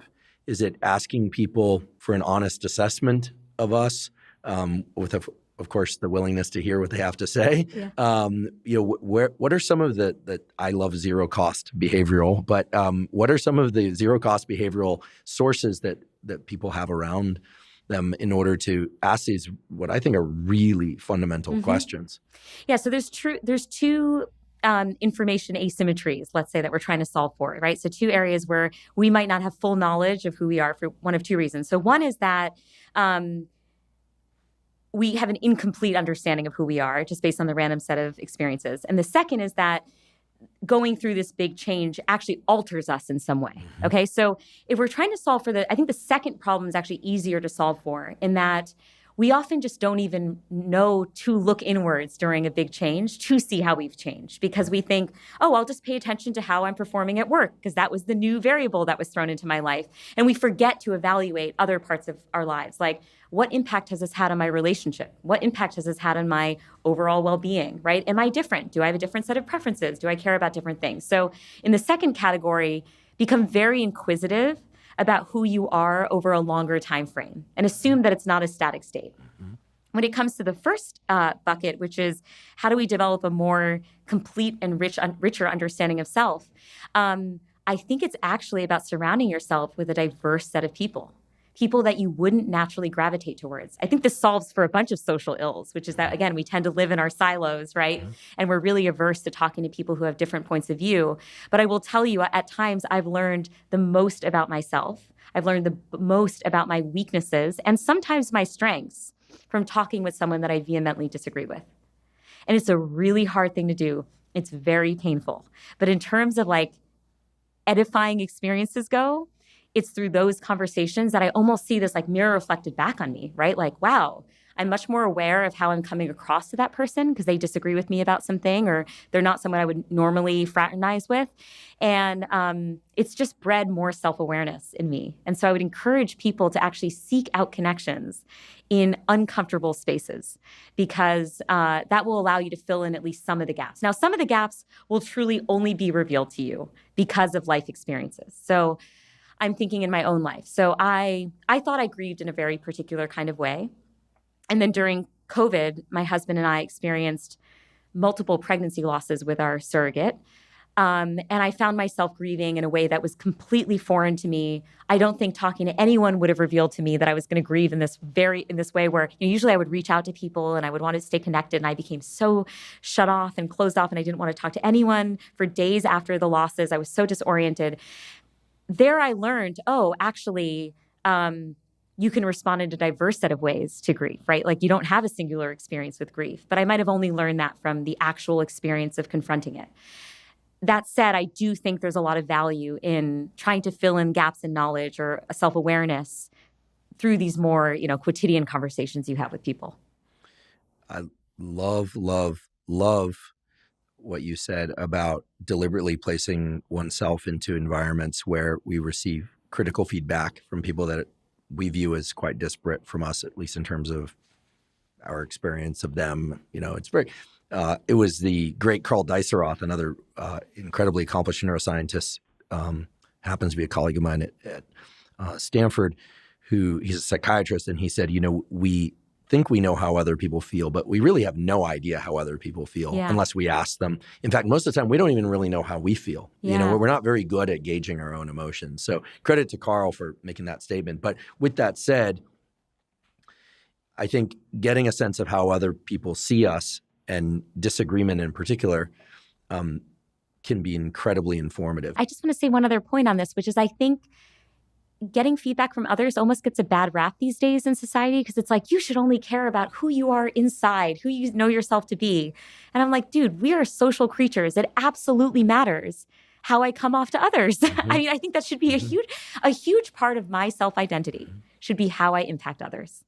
And I think we should be shameless about integrating that into our understanding of self. If I feel like I'm an excellent person inside and I'm regularly wounding the people around me, that matters. That's relevant to how I see myself. And so I do worry sometimes with the current cultural climate that we're pushing ourselves so much towards the space of like, all that matters is authenticity and being yourself. I mean, first of all, sometimes yourself isn't awesome. You might want to actually optimize or like change some things about yourself to be better. I think that's a good thing. And then second, it's okay to care what other people think. Usually they're great barometers of things that you might not be aware of in terms of the impact you're having. So I just want to like be a lobbyist for caring what other people think, just for a moment. Yeah, I agree. This is one of the reasons why I say at the end of every episode that I do read all the comments on YouTube. I think I was raised in an academic culture, where feedback on lectures, student feedback was critical. I mean, it is important, I believe, to be a selective filter because,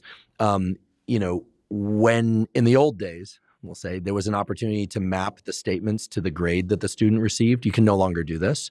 So you would often see that some of the worst, like feedback was that hated Professor it, Huberman was unclear, sucks. exactly. And then you'd look at their grade and you'd say, well, okay, this helps us explain. And yet it was also important to understand where that could have represented some failings on my part. Yeah.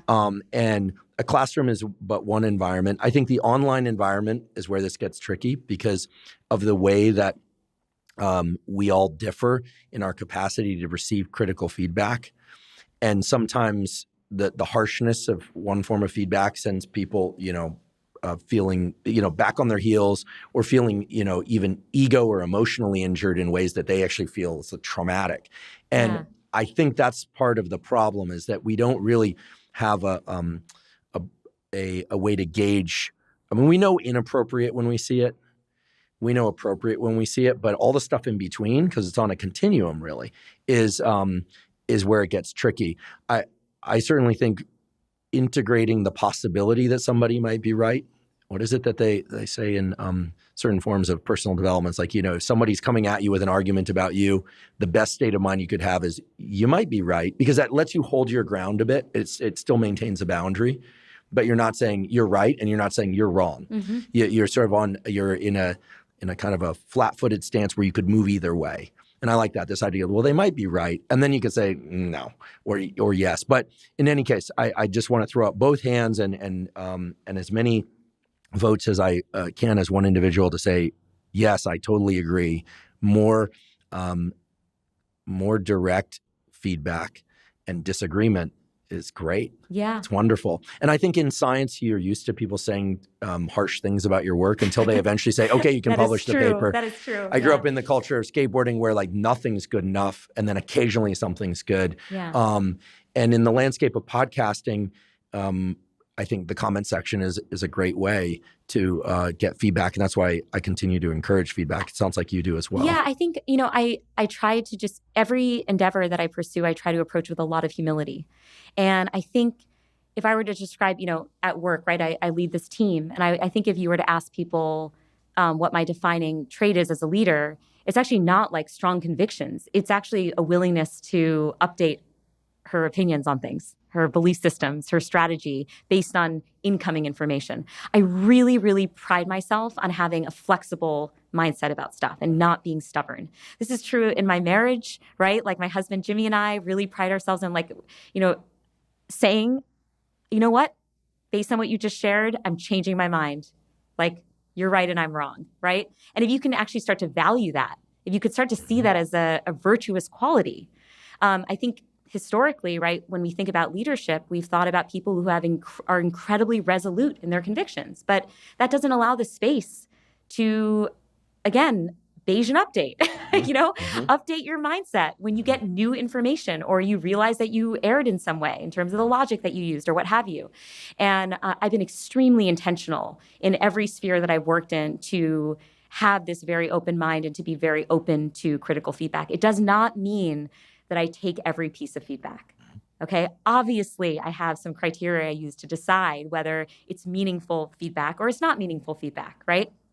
But the locus of my pride is not in being right or having the strong conviction. It is actually in my willingness to have a more dynamic state of mind regarding lots of issues. Maybe that's just what it means to be a scientist, right? Like you have to be willing to update in the face of new information. I am nodding. For those that are listening, I'm just nodding and thinking yes, and more yes, because I think that we all need more of that as individuals. And if we can't get it from our work setting or group setting, sometimes asking a friend can be extremely useful. I have a friend, he happens to be a professor at a university back east. I won't embarrass him by disclosing where he's at. But I recall as a junior faculty member, because he knows me well, he's a few years behind me in our career trajectories, but asking him for an honest assessment. I asked for the most brutally honest assessment of me that he could give. And some of it stung. He was relating some ways in which I show up as a friend and I'm super present. And I have this tendency, I'm pretty introverted. I'll disappear for long periods of time. In college, they called me Dart because I'd show up at parties, I'd be there, and then I would disappear for like 2 weeks and just be in my books, say hi to people and just keep going, sort of in and out of connection. I've worked hard to change that over the years. I think I have, but who knows?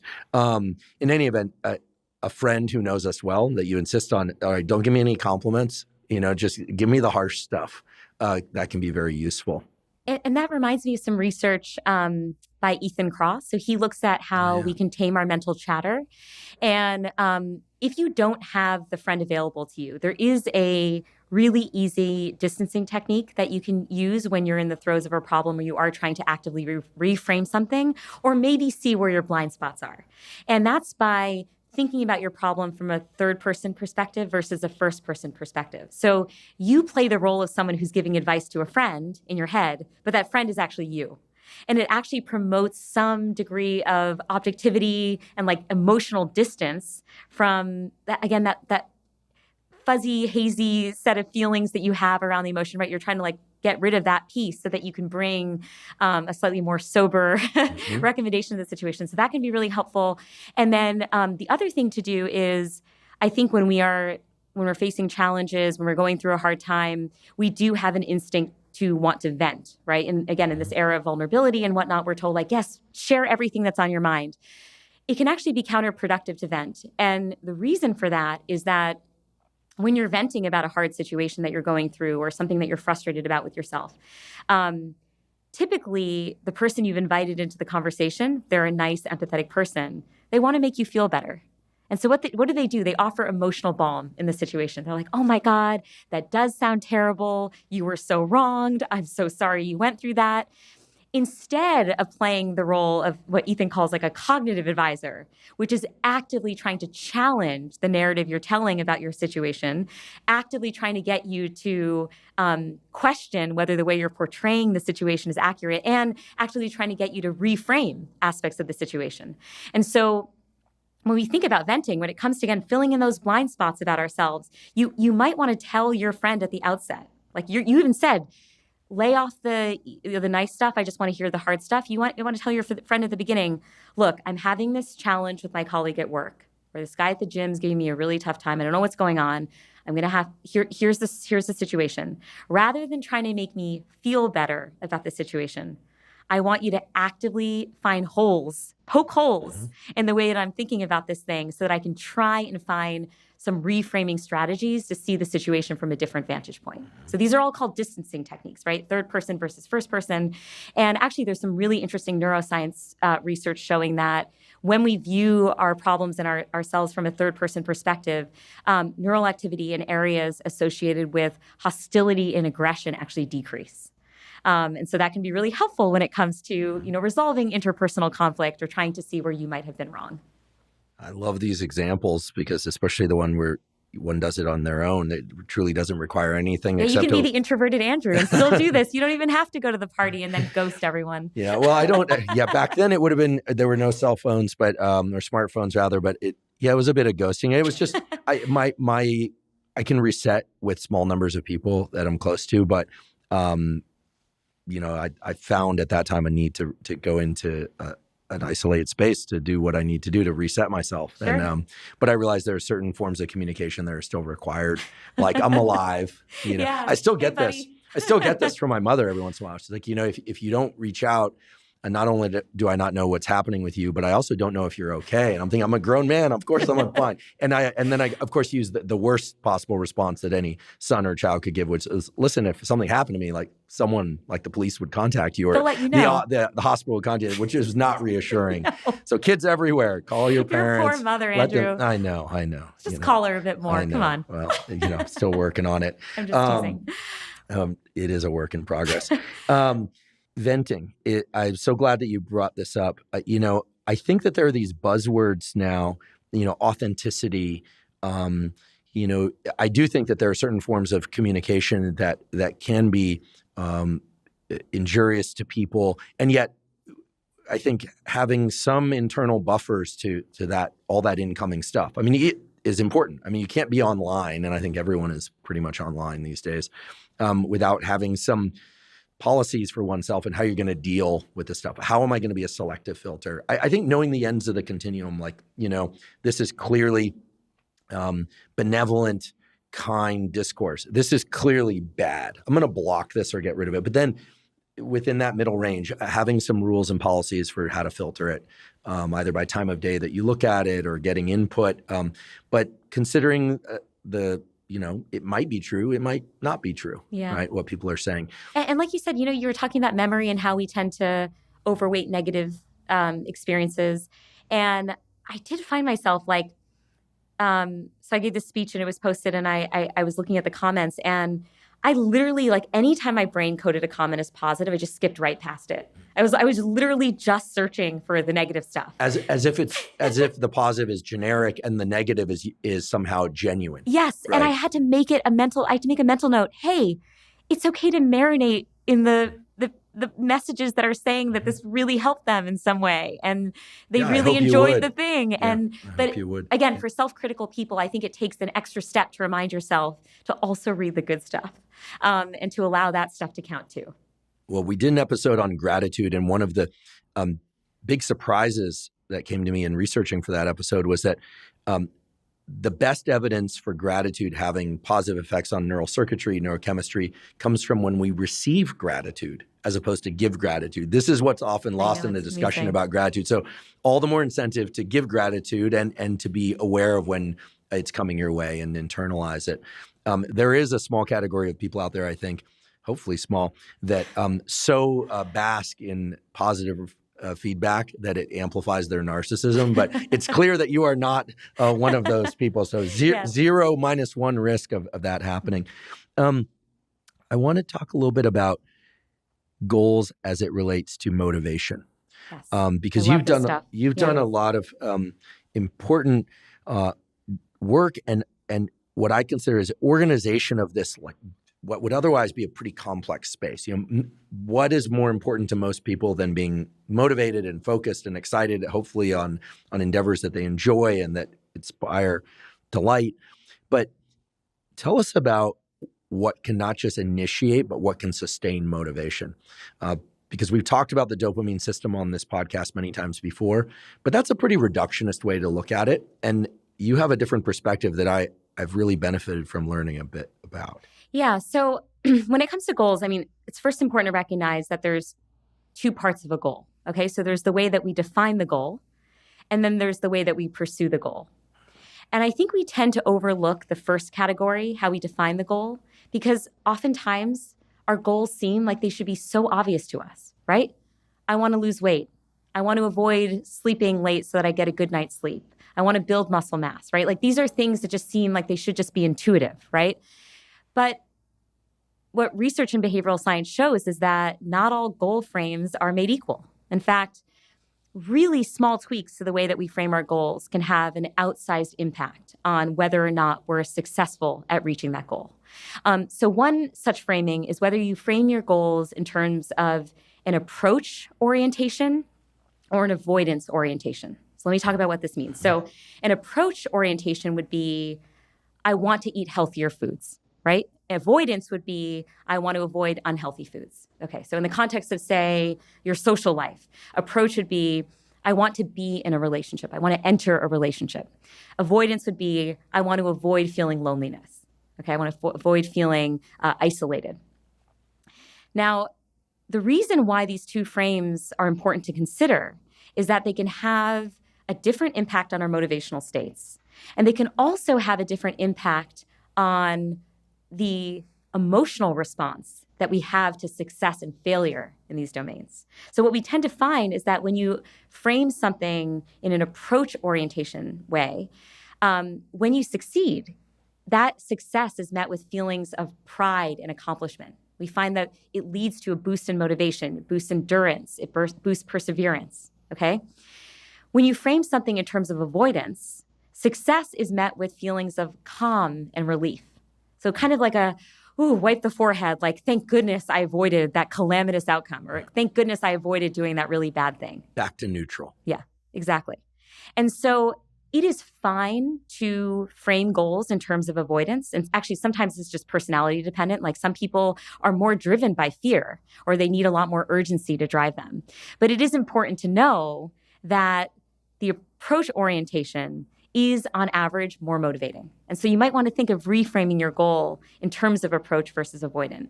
The other advantage to approach is that when you frame something as avoidant, right? I want to avoid doing X. I want to avoid doing Y. It's really hard to measure success, right? It's like, are you really tracking every time you're tempted by the chocolate chip cookie and you don't actually eat it? That's really hard to measure, right? And we do better when we can measure success and failure, right? It's much easier to track the number of times you approach a salad, right? You approach something that's healthy. And so anyway, so it's really interesting to see how, again, this really subtle shift, and we see this across the board in behavioral science, can have such a big impact on behavior. And on this framing thing, I'll just share one little anecdote from my time working in government. So we were trying to motivate veterans to sign up for a employment and educational assistance program. So this is after their years of service. And this is a really important benefit that the government offers for free, because the transition from military to civilian life can be very fraught with a lot of psychological and physical obstacles. And so I remember the Department of Veterans Affairs, they had almost no money to fund a marketing program around this. They said, Maya and team, we've got one email that we're going to send to vets and have at it, but that's all we're working with. And my teammates and I ended up changing just one word in this email message. Instead of telling vets that they were eligible for the program, we simply reminded them that they had earned it through their years of service. And that one word change led to a 9% increase in access to the benefit. And it's based in a psychological principle called the endowment effect, which says that we value things more when we own them, or in this case have earned them. And so I shared this example only to say, that is such a small change, right? But we just know that, again, these small little tweaks in the way that we talk to ourselves, the way that we frame our goals, can have a really big impact on our behavior. I'm fascinated by that result. Some people hearing it might think, okay, 9%, is that really that great? But we're talking about a one-word change. And and the scale of the federal government, right? So 9%. Big organizations, hard to argue that things change quickly in big organizations. A discussion for another time. But eligible versus earned. I mean, again, I come back to this possibility that there's something about words like earned that invoke a verb state within us that makes us more action-oriented, similar to being able to see ourselves in some landscape that can evoke delight or awe, as opposed to just seeing the landscape that evokes delight or awe. I'm really hung up on this because I think one of the major challenges, it seems, for behavioral change is that most people do wait for the stick as opposed to feeling into the carrot, so to speak. Yeah. I mean, all you have to do is look at the enormous number of people who are struggling with health-related issues for which there's now a lot of active debate. Is it genetically determined, or et cetera? And setting all that aside, it's just very clear that there are a number of behavioral things, sunlight, sleep, exercise, social connection, nutrition, among them, that there's no pill for, there's no injection for, there's absolutely no replacement for.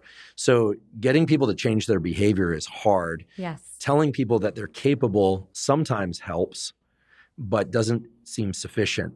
So what are some more of these verb states that people you think can internalize that give them access to the real sense of possibility and get them changing their behavior? Yeah, and behavior change is very hard. I sometimes bristle at some of the hacks that I see online because I'm I don't think there's a lot of evidence that supports that this works. So, what I'm sharing today is actually backed by, really high quality research. One of my friends and mentors, Ayelet Fishbach, has done a lot of this work at the University of Chicago on goal setting and motivation. A couple other things for people to consider. And by the way, I love this space because I'm obsessed with goals, right? So I love getting better at things, and I'm using all of these insights in my own life. So it is truly a delight to get to share them. Okay, sidebar. Important sidebar, I would argue, because you live this stuff, yeah. Right? You don't just research it; you live it. Yes, right. It's totally me search or whatever they call it. So who sets the goal matters. So a lot of us work with coaches, trainers, mentors, bosses. That's great. It's really, really helpful for people in our lives to bring structure to our goals, to push us along, to motivate us. But when other people are setting our goals, setting our targets for us, it undermines a really valuable source of motivation, which is being in the driver's seat. We love steering in our lives. We love feeling agency. We love recruiting our own agency when it comes to achieving our goals.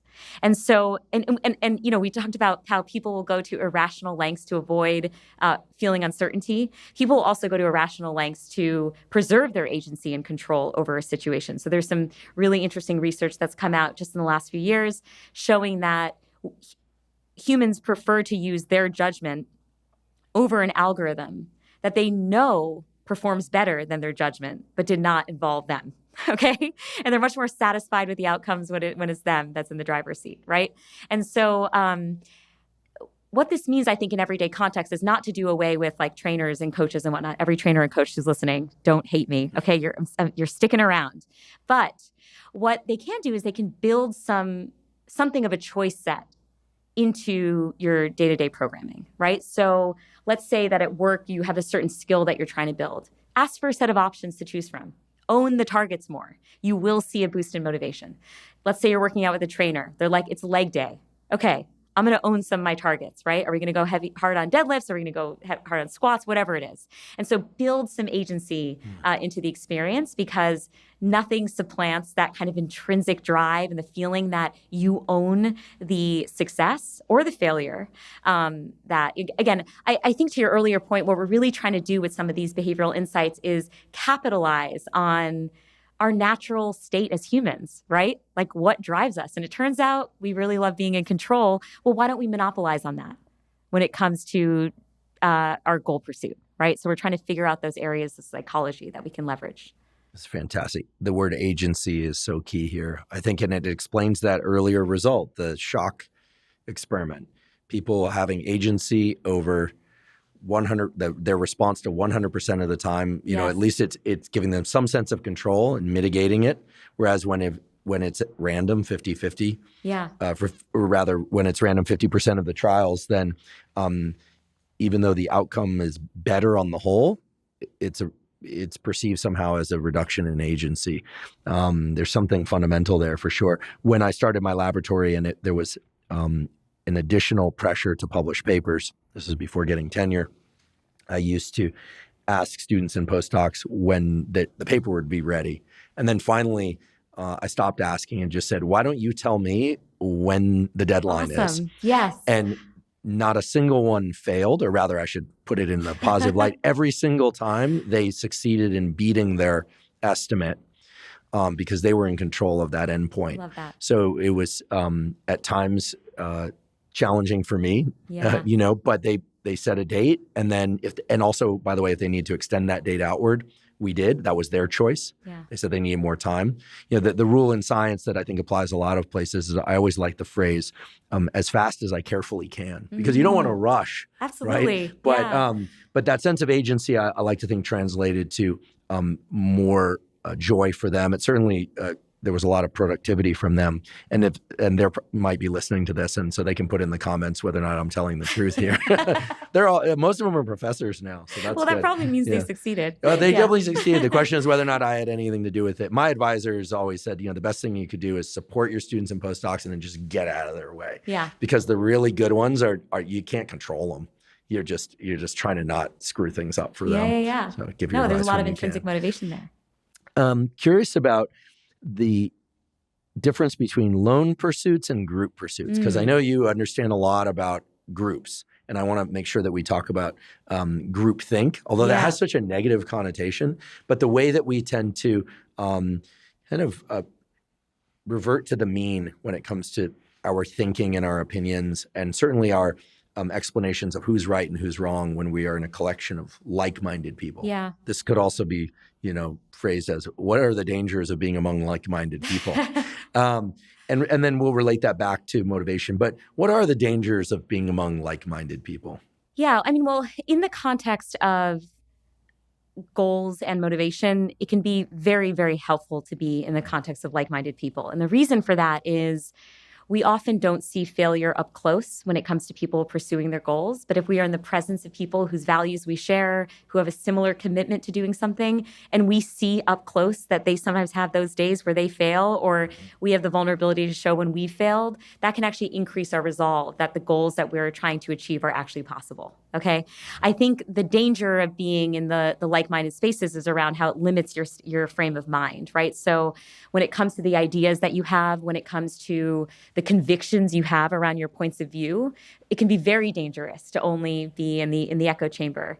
And again, because I want to give people strategies to challenge their way of thinking without them having to socialize. For all the introverts out there, I have a lot of compassion. I have introverted tendencies, so I get it. One helpful thought experiment you can use when you feel like maybe you're spending a little bit too much time around people who are just reinforcing whatever viewpoints you have, is to ask how your belief system and your ideas and your opinions of things might have been different had you been born during a different time period and in a different family or cultural landscape.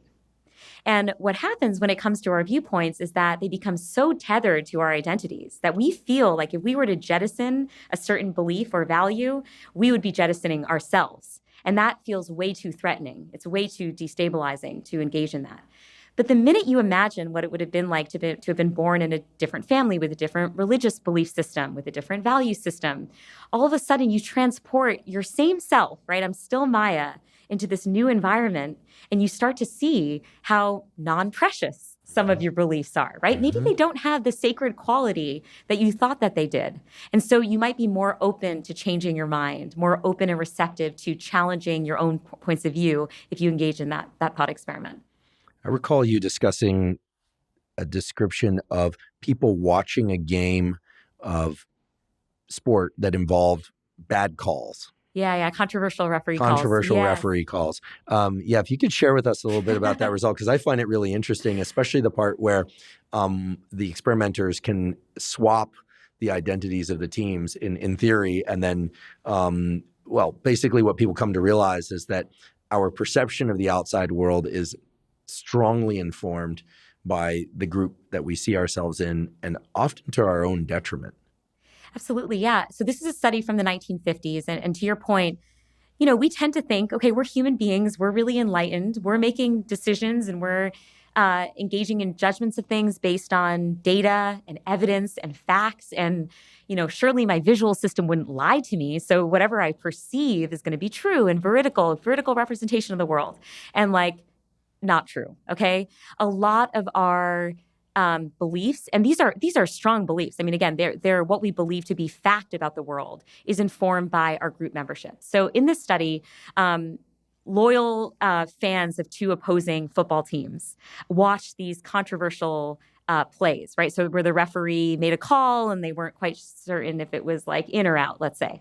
And depending on your loyalty to the team, to whatever sports team, right, whichever side you were on, you were much more likely to favor calls that were made on your teams, in your team's favor. And when you ask people coming out of a study like this, it's not like, "Yep, I knew I was biased." I knew that I was basing my judgment of these referee calls based on my affiliation and my love of Team X or Team Y. You wouldn't think that. You think you were an arbiter of truth in this situation. You're just recalling what your visual system saw. And I think that shows how powerful these social forces are, how powerful our group affiliations are, because it can truly change the way that you see stuff, right? Of course, it can then transform the way that you think about stuff. And so that to me is a powerful reminder that when we are in disagreement with someone else, and we just try to bombard them with facts, right? I mean, you're a scientist, right? So if you're hearing someone say something and you're like, "Oh, that's not accurate, that's not true," your instinct probably is to say, "But have you heard about the 2017 study, the peer-reviewed journal article from PubMed, right?"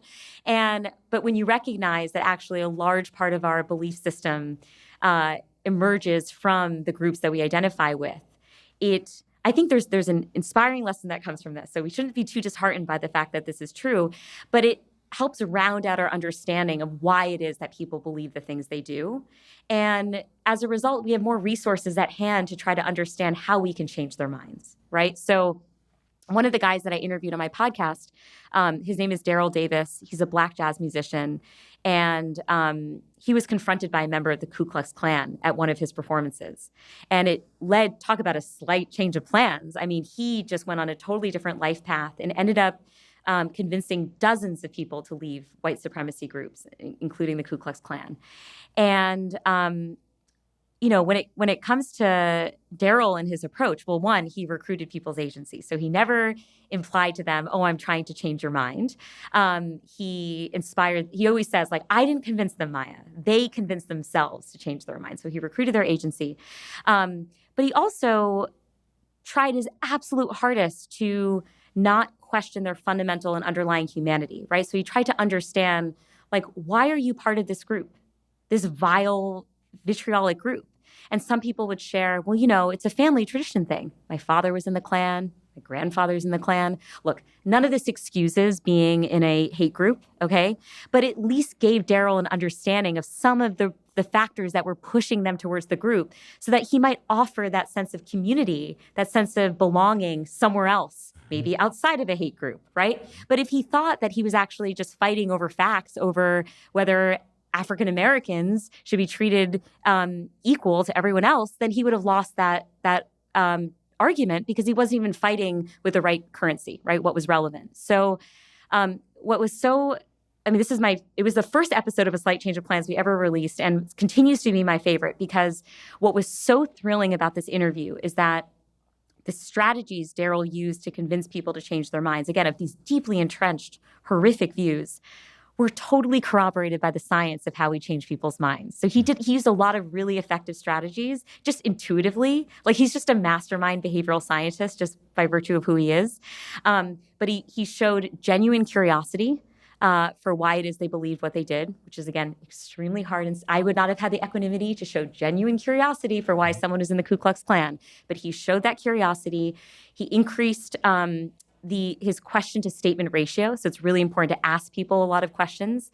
And then he would ask people a really important question, which is, well, what in theory could change your mind? Like, what evidence would I have to give you in order to change your mind about X, Y, or Z? And the reason that I love asking that question is that it presupposes that someone ought to be willing to change their mind in the face of new information. So this harkens back to the conversation we were having earlier about the importance of having a malleable state of mind and being willing to update in the face of new info. Now, if the person in response says, literally nothing will change my mind, okay, well, then it's not worth your time to have the disagreement with them. Mm-hmm. But if they give you a little bit and say, well, maybe I would change my mind on vaccines if you were to tell me X, Y, or Z. Maybe I would change my mind on immigration reform if you were to tell me, this or that.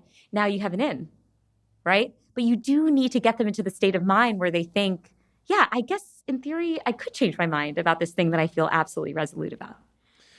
I've never worked in public policy, but I feel very strongly that where I see failures en masse of, public health policy or educational policy, almost always there seems to be a failure of even interest in understanding what motivates the other side's position. Yeah. And this is where this actually gets me frustrated to the point of motivated, where it's like people are saying, you're wrong, know this, know that, to the point of it's almost maddening. And far more seldom do we see people saying, okay, I'm going to third person myself, or I'm going to put myself in the other person's shoes and say, why might they feel that way? Why would this person be listening to this individual as opposed to this public health individual? Yeah. And look, without taking any stance on this, because it's a much bigger conversation than we want to have right now, I could look at public health officials that just completely failed to understand the other side's position and vice versa.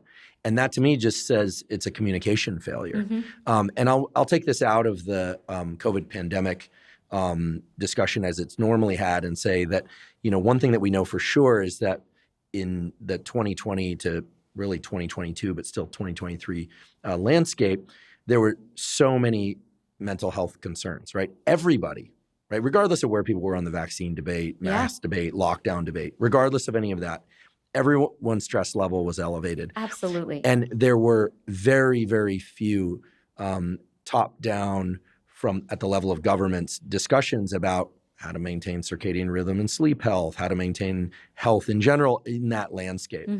And that for me was just really shocking. It was also one of the reasons why we launched the podcast, frankly, is that I really feel that the tools were needed by everybody and should be zero cost to everybody.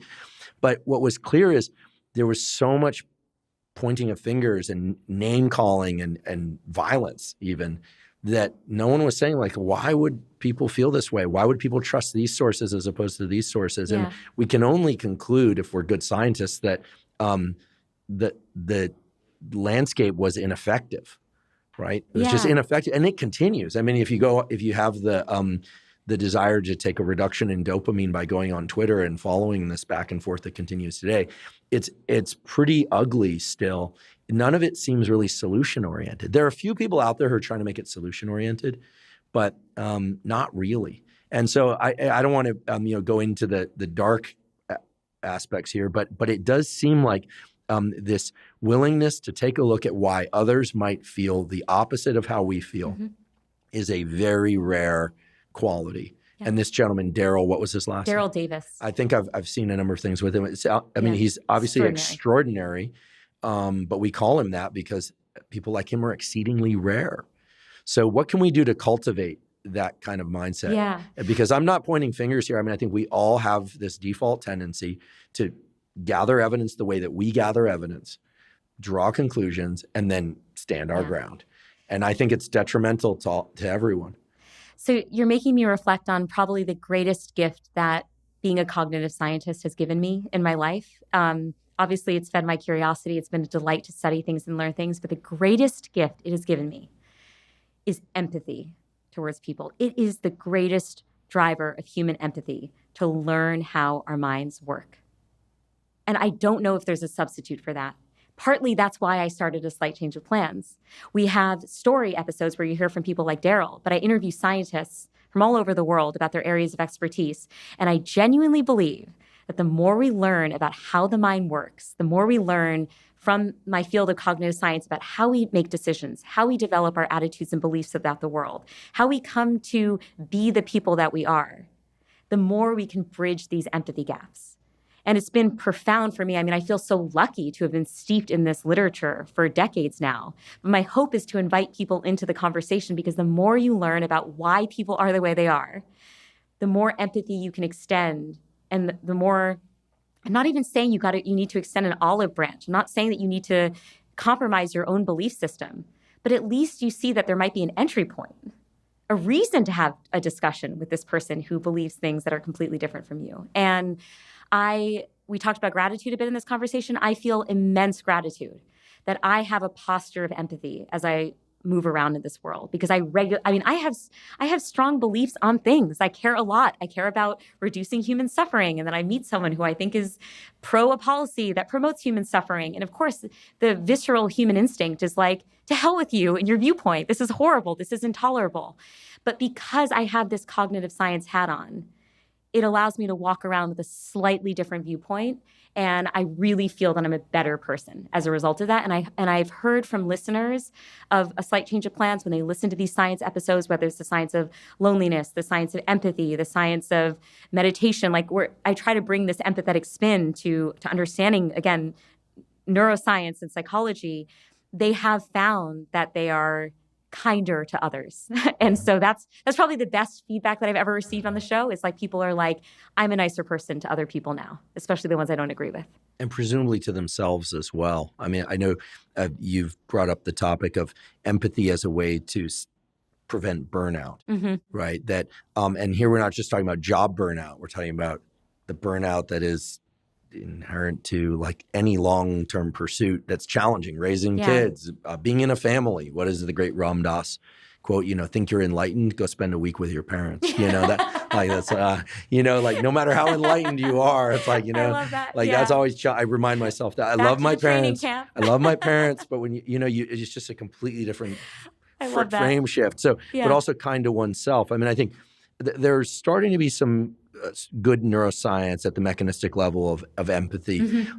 Clearly, empathy is not the default state for most people. It's something that we need to cultivate as a practice and that we can cultivate as a practice along the lines of empathy, but also returning to a topic that we opened today's discussion with. We build these narratives about ourselves starting in adolescence, maybe even earlier, and through our teen years, and we have various experiences. But I'm curious how we can continue to build narratives about ourselves and the role of narrative, the I statements, the I am statements, and whether or not you and we should all spend some time, doing this. I mean, these days, people exercise because we know it's good for us. I hope people get sunlight because they know it's great for them. That people perhaps have a meditation practice or a therapy practice or a journaling practice. But how is it that we can continue to evolve our narratives about self in a way that promotes some or all of the things that we've been talking about today?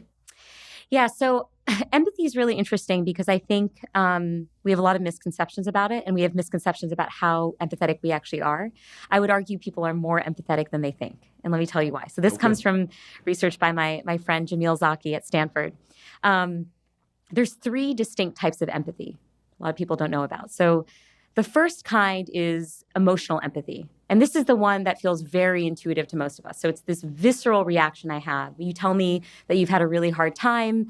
My eyes start to well up. I can truly feel your pain. And I just feel what you feel, okay? And that typically is what people think of when they think of empathy, period. They overlook 2 other types of empathy. The second type is called cognitive empathy. This is the ability to accurately diagnose what it is that's causing you distress in this moment and what it is that I could offer up to you to try to help ameliorate some of your suffering. The third kind is called empathic concern, or it's known as compassion as well, which is the actual desire to help you, the desire to help another person. And what's so interesting about these 3 types of empathy is that they don't correlate within people. You can be really high on the emotional empathy scale, right? You can have tears streaming down your face as you hear about your friend's divorce, but you might be really bad at diagnosing what it is that's causing them distress. You might be really bad at actually offering up a solution to their problem. Or you might lack the will, right? Like if you're sociopathic, you might just not have the will to help someone, right? And what's so interesting is that I think in our society, and this relates back to identity and the labels we give ourselves, I think our society puts a huge premium on emotional empathy. And we discount people who don't have that visceral response. And we just immediately say, oh, they're not empathetic. And this happens from the time that we're really little, by the way. Like the kid who's crying on the playground, comforting their friend, right? They're like, wow, that kid's got a ton of empathy. Oh, my older kid doesn't seem to really care about people. But they might excel in cognitive empathy. They might excel when it comes to empathic concern. So one of the things I was talking about with Jamil on A Slight Change of Plans is, maybe we ought to think about empathy languages in the same way we think about love languages. People have different ways of expressing their empathy, and we ought to value them equally. And that's been wonderful because I think even in the past, like I would have had a really hard situation and I go to one of my friends and they just seem like a little bit more stoic. And I'm like, do you even give a shit? Like, why do you not care as much as I want you to care? It turns out they're fantastic at wanting to help me and understanding what's wrong with me. And I love the idea of giving a little more love to those second 2 buckets because I think it'll allow us to better recruit more empathy from others and also to see ourselves differently. To maybe for those people out there who are like, I'm not a very empathetic person, you might actually be more empathetic than you think. The second thing I wanted to share is about burnout, right? So you talked a little bit about burnout. People who rate really high on the emotional empathy scale tend to experience burnout at higher rates. So you can imagine healthcare workers, first responders. Essentially what you're doing when you feel emotional empathy is you're carrying the burden of the other person's pain. So you can easily imagine how that can deplete you. And I think the instinct that we have when we're empathetic is to say, you know what? I'm just going to shut myself off. I had that experience in 2020. I was like, there's too much bad stuff happening around me. Like, I prefer to just not feel things. Thank you very much. And so I tried to close myself off from natural emotional reactions I would have to things. But what Jamil's research shows is that you don't actually have to. If you cultivate cognitive empathy and empathic concern, those can actually be protective against burnout. So you don't have to do away with empathy altogether. You just have to shift gears and be more selective about the kind of empathy that you're investing in. So I love this research because, again, it just like opens your mind up to this whole world of empathy that you might have thought of as more like this singular concept, and allows there to be a little bit more gray space. I love the idea that there are different categories of empathy. It will also arm me with a response if ever, hypothetically, someone says, I don't feel like you're really feeling what I'm feeling, and therefore you're not empathic to my experience. Where I rate on these scales isn't important, but this notion of cognitive empathy, I think is really important, and probably one that most people haven't heard of. I certainly haven't heard of it. But I like to think that it really does exist, and that it's at least— And you might have it in spades. I don't Andrew, know. So. You'd have to ask the people close to me, but that it is at least as important as the emotional empathy. Yeah.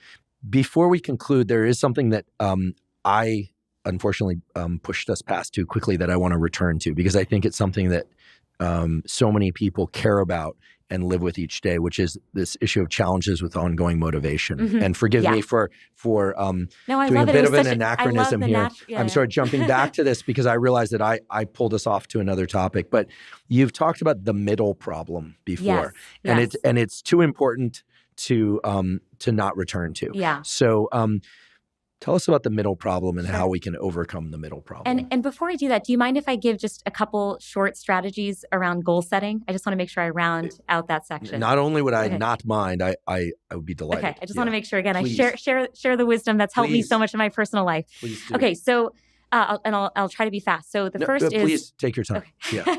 Yeah. But people have these goals to reach, right? I got to get them out running.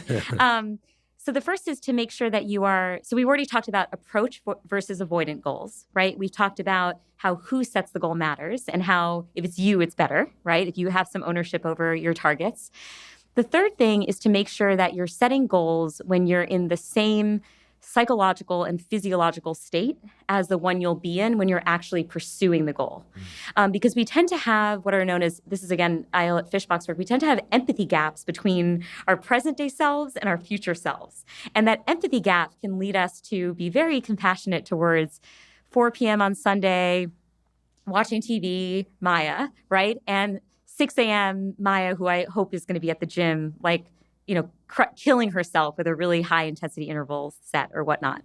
And so if it is 4 p.m. on Sunday, probably not the best time for you to say, I'm going to go to the gym every day, 6 a.m. If you actually are at the gym at 6 a.m. and you are feeling viscerally the physiological pain, the psychological pain of having gotten up really early to do the workout, then it's reasonable for you to set that goal. But it's kind of the opposite of, like, they say, like, don't go to the supermarket hungry, right? Mm-hmm. Actually, in this situation, you want to be in exactly the same physiological and psychological state you'll be in when you're in goal pursuit. It'll make it much more likely that you set reasonable goals and you actually reach them. The second thing that you might want to think about is— so I don't know about you, Andrew, but I feel like I'm a goal purist by nature. So when I set a goal, the minute I fall off even slightly, the goal is gone for me. Okay. And I'm like, I messed up. Like, let's start from the beginning. Let's start from scratch. I need a new goal. Like, I've already messed up, and it doesn't matter. So I feel like unless I achieve perfection in achieving my goals, I get very frustrated and I just fall off the wagon completely.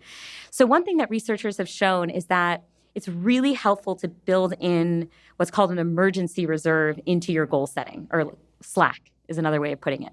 So let's say I have a goal. I want to go to the gym every single day this month. It's really important and helpful to give yourself— and you're not going soft on yourself, I promise— to give yourself, for example, 3 get out of jail free cards. 3 days where, for whatever reason, it's okay that you didn't go to the gym. You got sick. Maybe you have kids who got sick. You're just not feeling motivated. It doesn't really matter what the reason is. You didn't go to the gym, but the important thing is that you're still on track to achieving your goal, even if you miss those 3 days, because you built them into the system. Okay, and the final thing I'll say about setting the goal is to try to capitalize on a phenomenon known as the fresh start effect. So this is work by my friend Katie Milkman. She's a professor at Wharton at the University of Pennsylvania. So what she's found is that in our lives, we have these big milestone moments where we break from the past and we're entering a new future. Okay, this might be moving across the country. It could be getting a new job. It could be getting married. It could be whatever, okay? But it feels like a big change. And that's a wonderful moment to try to introduce a new set of patterns into your life. In part because, again, you have a break in identity. But two, it's really easy to introduce new habits when a lot of your environmental circumstances are different. So I take a new job, all of a sudden I have a new route to work. Probably a good idea to not introduce a pastry stop every time I go to work because I no longer am passing by that bakery every morning. So you want to capitalize on fresh starts of that kind.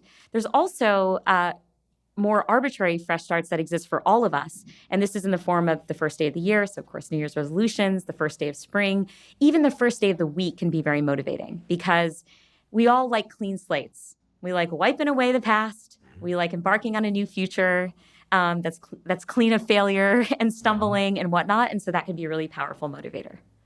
I love these suggestions because I do think that we like a clean start. There's something to that. Who knows why, but I think it's a universal trait. And perhaps shortening the time domain over which we think about our goals and success and failure could help. Like if you just say, the clean start is this afternoon because this morning wasn't, didn't go so well. Yeah, you don't have to surrender the whole week just because Right. you messed up on a Monday morning. That's right. Yeah. I'm sensing the perfectionist in you. And I know that it's a continuum. Some people don't, I don't want to say suffer from perfectionism because I think it's a great attribute in certain domains and can be challenging in others. But I love the idea of having a little bit of grace with one's goals. And also what you said earlier of making the carrot compelling, and not so much focusing on just the stick, making the carrot more compelling. So much there. What about the middle problem? Yes. Okay. Because I do think that people do tend to go hard out the gate, as it were, and then people drop off. Yeah. So all the stuff we talked about so far has been around defining the goal. And now we need to think about how we sustain our motivation to pursue the goal. And this can be super hard. Again, behavior change is incredibly hard to sustain. So the middle problem. So the middle problem refers to the fact that we don't have stable amounts of motivation over the course of goal pursuit.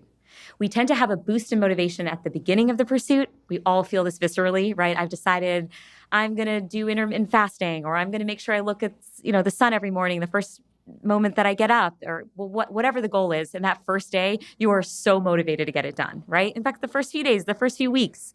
And then you experience a boost in motivation, a higher amount of motivation towards the end of the goal.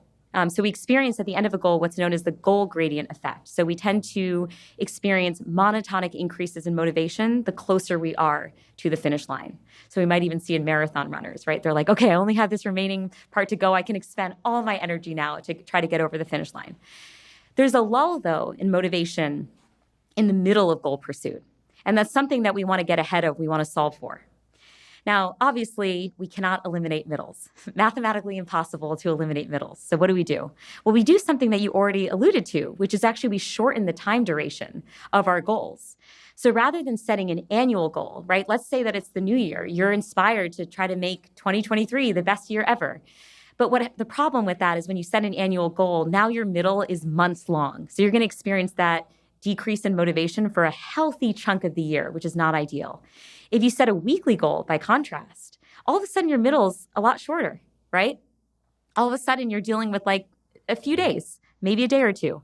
And so you want to be mindful of the duration of the goal. Another thing that can help keep motivation high is to do what my friend Katie Milkman calls temptation bundling. So this has never been my go-to strategy for having done every unpleasant activity in my life that I've had to do, okay?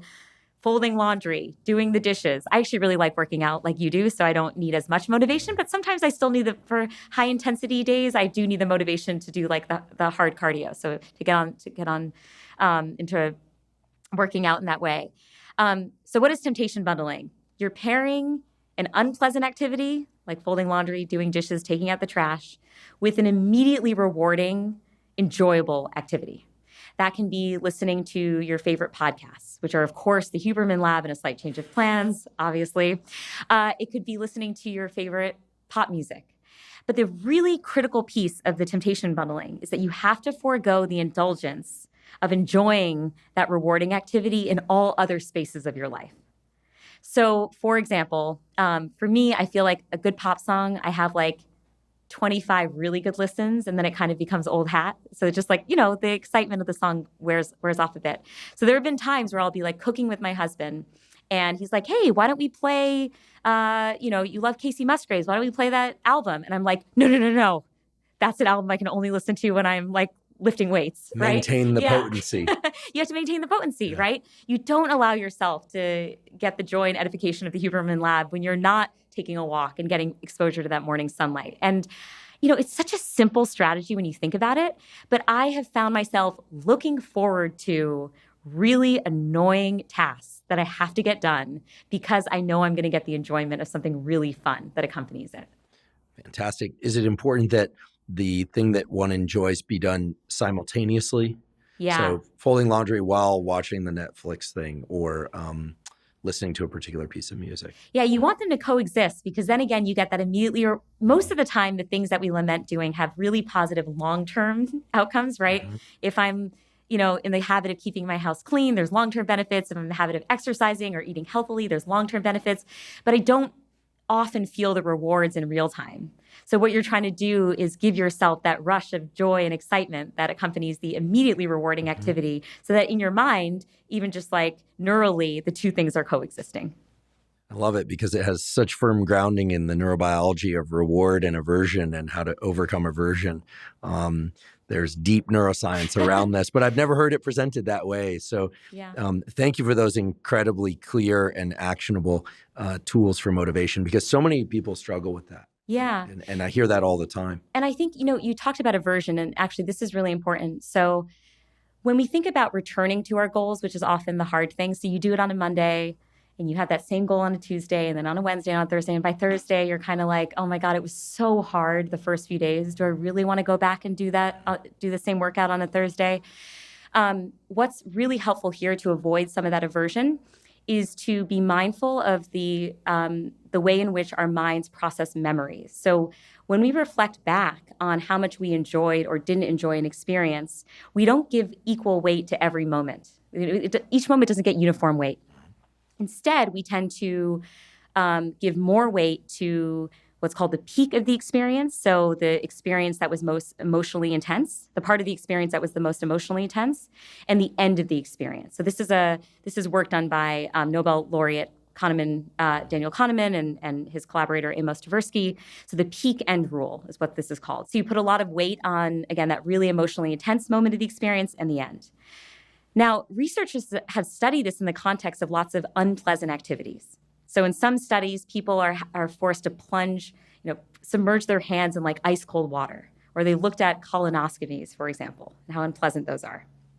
And what they found is that this is so interesting. So, okay, I'm nerding out a little bit because I just think that this field is so cool. Okay, so nerding out isn't just tolerated; it is encouraged on this podcast. I'm having a moment with cognitive science, but this is such cool research because what these researchers did is so clever.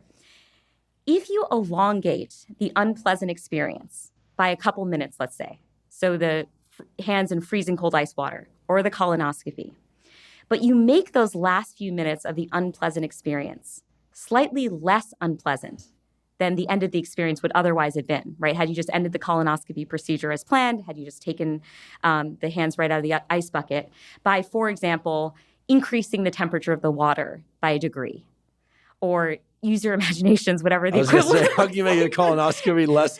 There are mechanisms unpleasant. by which the pain can be less. Physicians less everywhere know them, but we are oblivious to them. Anyway, you guys could do the mental work of figuring out what the equivalent is on Google. What they find is that people look back on the experience more favorably. They have a more positive impression of the experience. Now, again, this is what's so miraculous about this finding. The overall duration of the unpleasant experience has been extended. There are more minutes of overall suffering, right? But the last few minutes are less bad than they would have been otherwise. And so people are they view the experience more favorably. In the case of the colonoscopies, they were actually more likely to return for follow-up visits for their annual checkups. And so what does this mean in daily life? Well, what it can mean is, let's say you're like literally killing yourself at the gym. Okay, you have the hardest workout that you've ever had. Tack on a few minutes to the end of the workout that are still unpleasant. So you're still coding them as being part of the unpleasant working out experience, but are a little bit less intense and less painful than the workout end would have been otherwise. You might be more likely to return and actually do the hard workout. Can we also say if somebody really enjoys their training, that the opposite would be effective as well? That perhaps if they really want to push it hard at the end, because that's the sensation that they particularly enjoy, that could serve presumably the memory systems and the reward systems of the brain such that they are more likely to return to the workout again. Absolutely. You raise a fantastic point, which is when we talk about enjoyment in these contexts, it is all subjective. So I actually kind of love the feeling like I'm going to die because my heart is racing. So, I mean, for whatever reason, I'm just wired to love exercise, right? And I love a hard strength training workout, right? And so for me, what enjoyment might look like at the end is like really, really, really intense, right? That might be what brings me back. But in other domains, absolutely not. Like, the colonoscopy situation, I do not want that to be an unpleasant experience. And so there are lots of other domains in life where if you just tack on a few minutes onto something that's really tedious or really hard or really painful, it can make you more likely to commit to it later. But it's an excellent point. In all of these studies, you have to consider who the person is and what their natural psychology is like. And for everyone listening, you want to tailor these recommendations to who you are as a person. Well, there are certain life demands that I find incredibly aversive. So I'm going to use this approach for those. I'm also going to use them in the context of things I really enjoy, because if one has the opportunity, I believe, to further reinforce the things that bring us joy, why wouldn't we? Absolutely. Fantastic recommendations. So now I could ask you 1,000 more questions, and my hope is that you'll come back so that I can ask those 1,000 plus more questions. I have to say, it is exceedingly rare that I talk to somebody either on the podcast or elsewhere, frankly, in my life, that has such an incredibly wide breadth of knowledge and yet has so much depth of knowledge as well. It's clear that your many experiences through music and cognitive science, podcasting, and by the way, we're going to provide links to your podcast in the show note caption so that people can hear more from you, and as they should. And also your work in policy. I mean, you've put yourself in a lot of different domains, and I think that itself is inspiring. And whether or not it's by way of curiosity, human connection, or both, presumably it's both, and many other things as well. I know I speak on behalf of many, many people. I just say, thank you so much for doing the work that you do, for continuing along these pursuits. I'm excited to hear where it might evolve in the future still. And frankly, just for being you, because it's clear that your enthusiasm, your curiosity, and your generosity with useful information is immense. So thank you ever so much. Well, it's so gracious and kind of you to say, Andrew. And these conversations, like the one we just had, I mean, it's why I do the work. It's so much fun and so interesting, and you've given me so much food for thought. It really was a conversation, not an interview, and that's such a gift. And so I just feel gratitude that I can share my body of work and all the insights I've learned along the way with your listeners, and I really hope it's helpful to them. It certainly is, and it's been an honor to have you here. So let's do it again. Yes, let's do it again. Thanks so much. Thank you. Thank you for joining me for today's discussion about identity and goals and motivation with Dr. Maya Shankar. If you're learning from and or enjoying this podcast, please subscribe to our YouTube channel. That's a terrific zero-cost way to support us. In addition, please subscribe to the podcast on Spotify and Apple. And on both Spotify and Apple, you can leave us up to a 5-star review. If you have questions for me or comments about the podcast or guests that you'd like me to consider hosting on the Huberman Lab podcast, please put those in the comment section on YouTube. I do read all the comments. Please also check out the sponsors mentioned at the beginning and throughout today's episode. That's the best way to support this podcast. Not on today's podcast, but on many previous episodes of the Huberman Lab podcast, we discuss supplements. While supplements aren't necessary for everybody, many people derive tremendous benefit from them for things like improving sleep, hormone support, and focus. The Huberman Lab podcast has partnered with Momentous supplements. If you'd like to access the supplements discussed on the Huberman Lab podcast, you can go to Live Momentous, spelled O-U-S. So it's livemomentous.com/Huberman. And you can also receive 20% off. Again, that's livemomentous, spelled OUS.com/Huberman. If you haven't already subscribed to our Neural Network newsletter, our Neural Network newsletter is a completely zero-cost monthly newsletter that includes summaries of podcast episodes as well as protocols. That is short PDFs describing, for instance, tools to improve sleep, tools to improve neuroplasticity. We talk about deliberate cold exposure, fitness, various aspects of mental health. Again, all completely zero cost. And to sign up, you simply go to hubermanlab.com, go over to the menu in the corner, scroll down to newsletter, and provide your email. We do not share your email with anybody. If you're not already following me on social media, I am Huberman Lab on all platforms. So that's Instagram, Twitter, Threads, LinkedIn, and Facebook. And at all of those places, I talk about science and science-related tools, some of which overlaps with the content of the Huberman Lab podcast, but much of which is distinct from the content of the Huberman Lab podcast. Again, it's Huberman Lab on all social media platforms.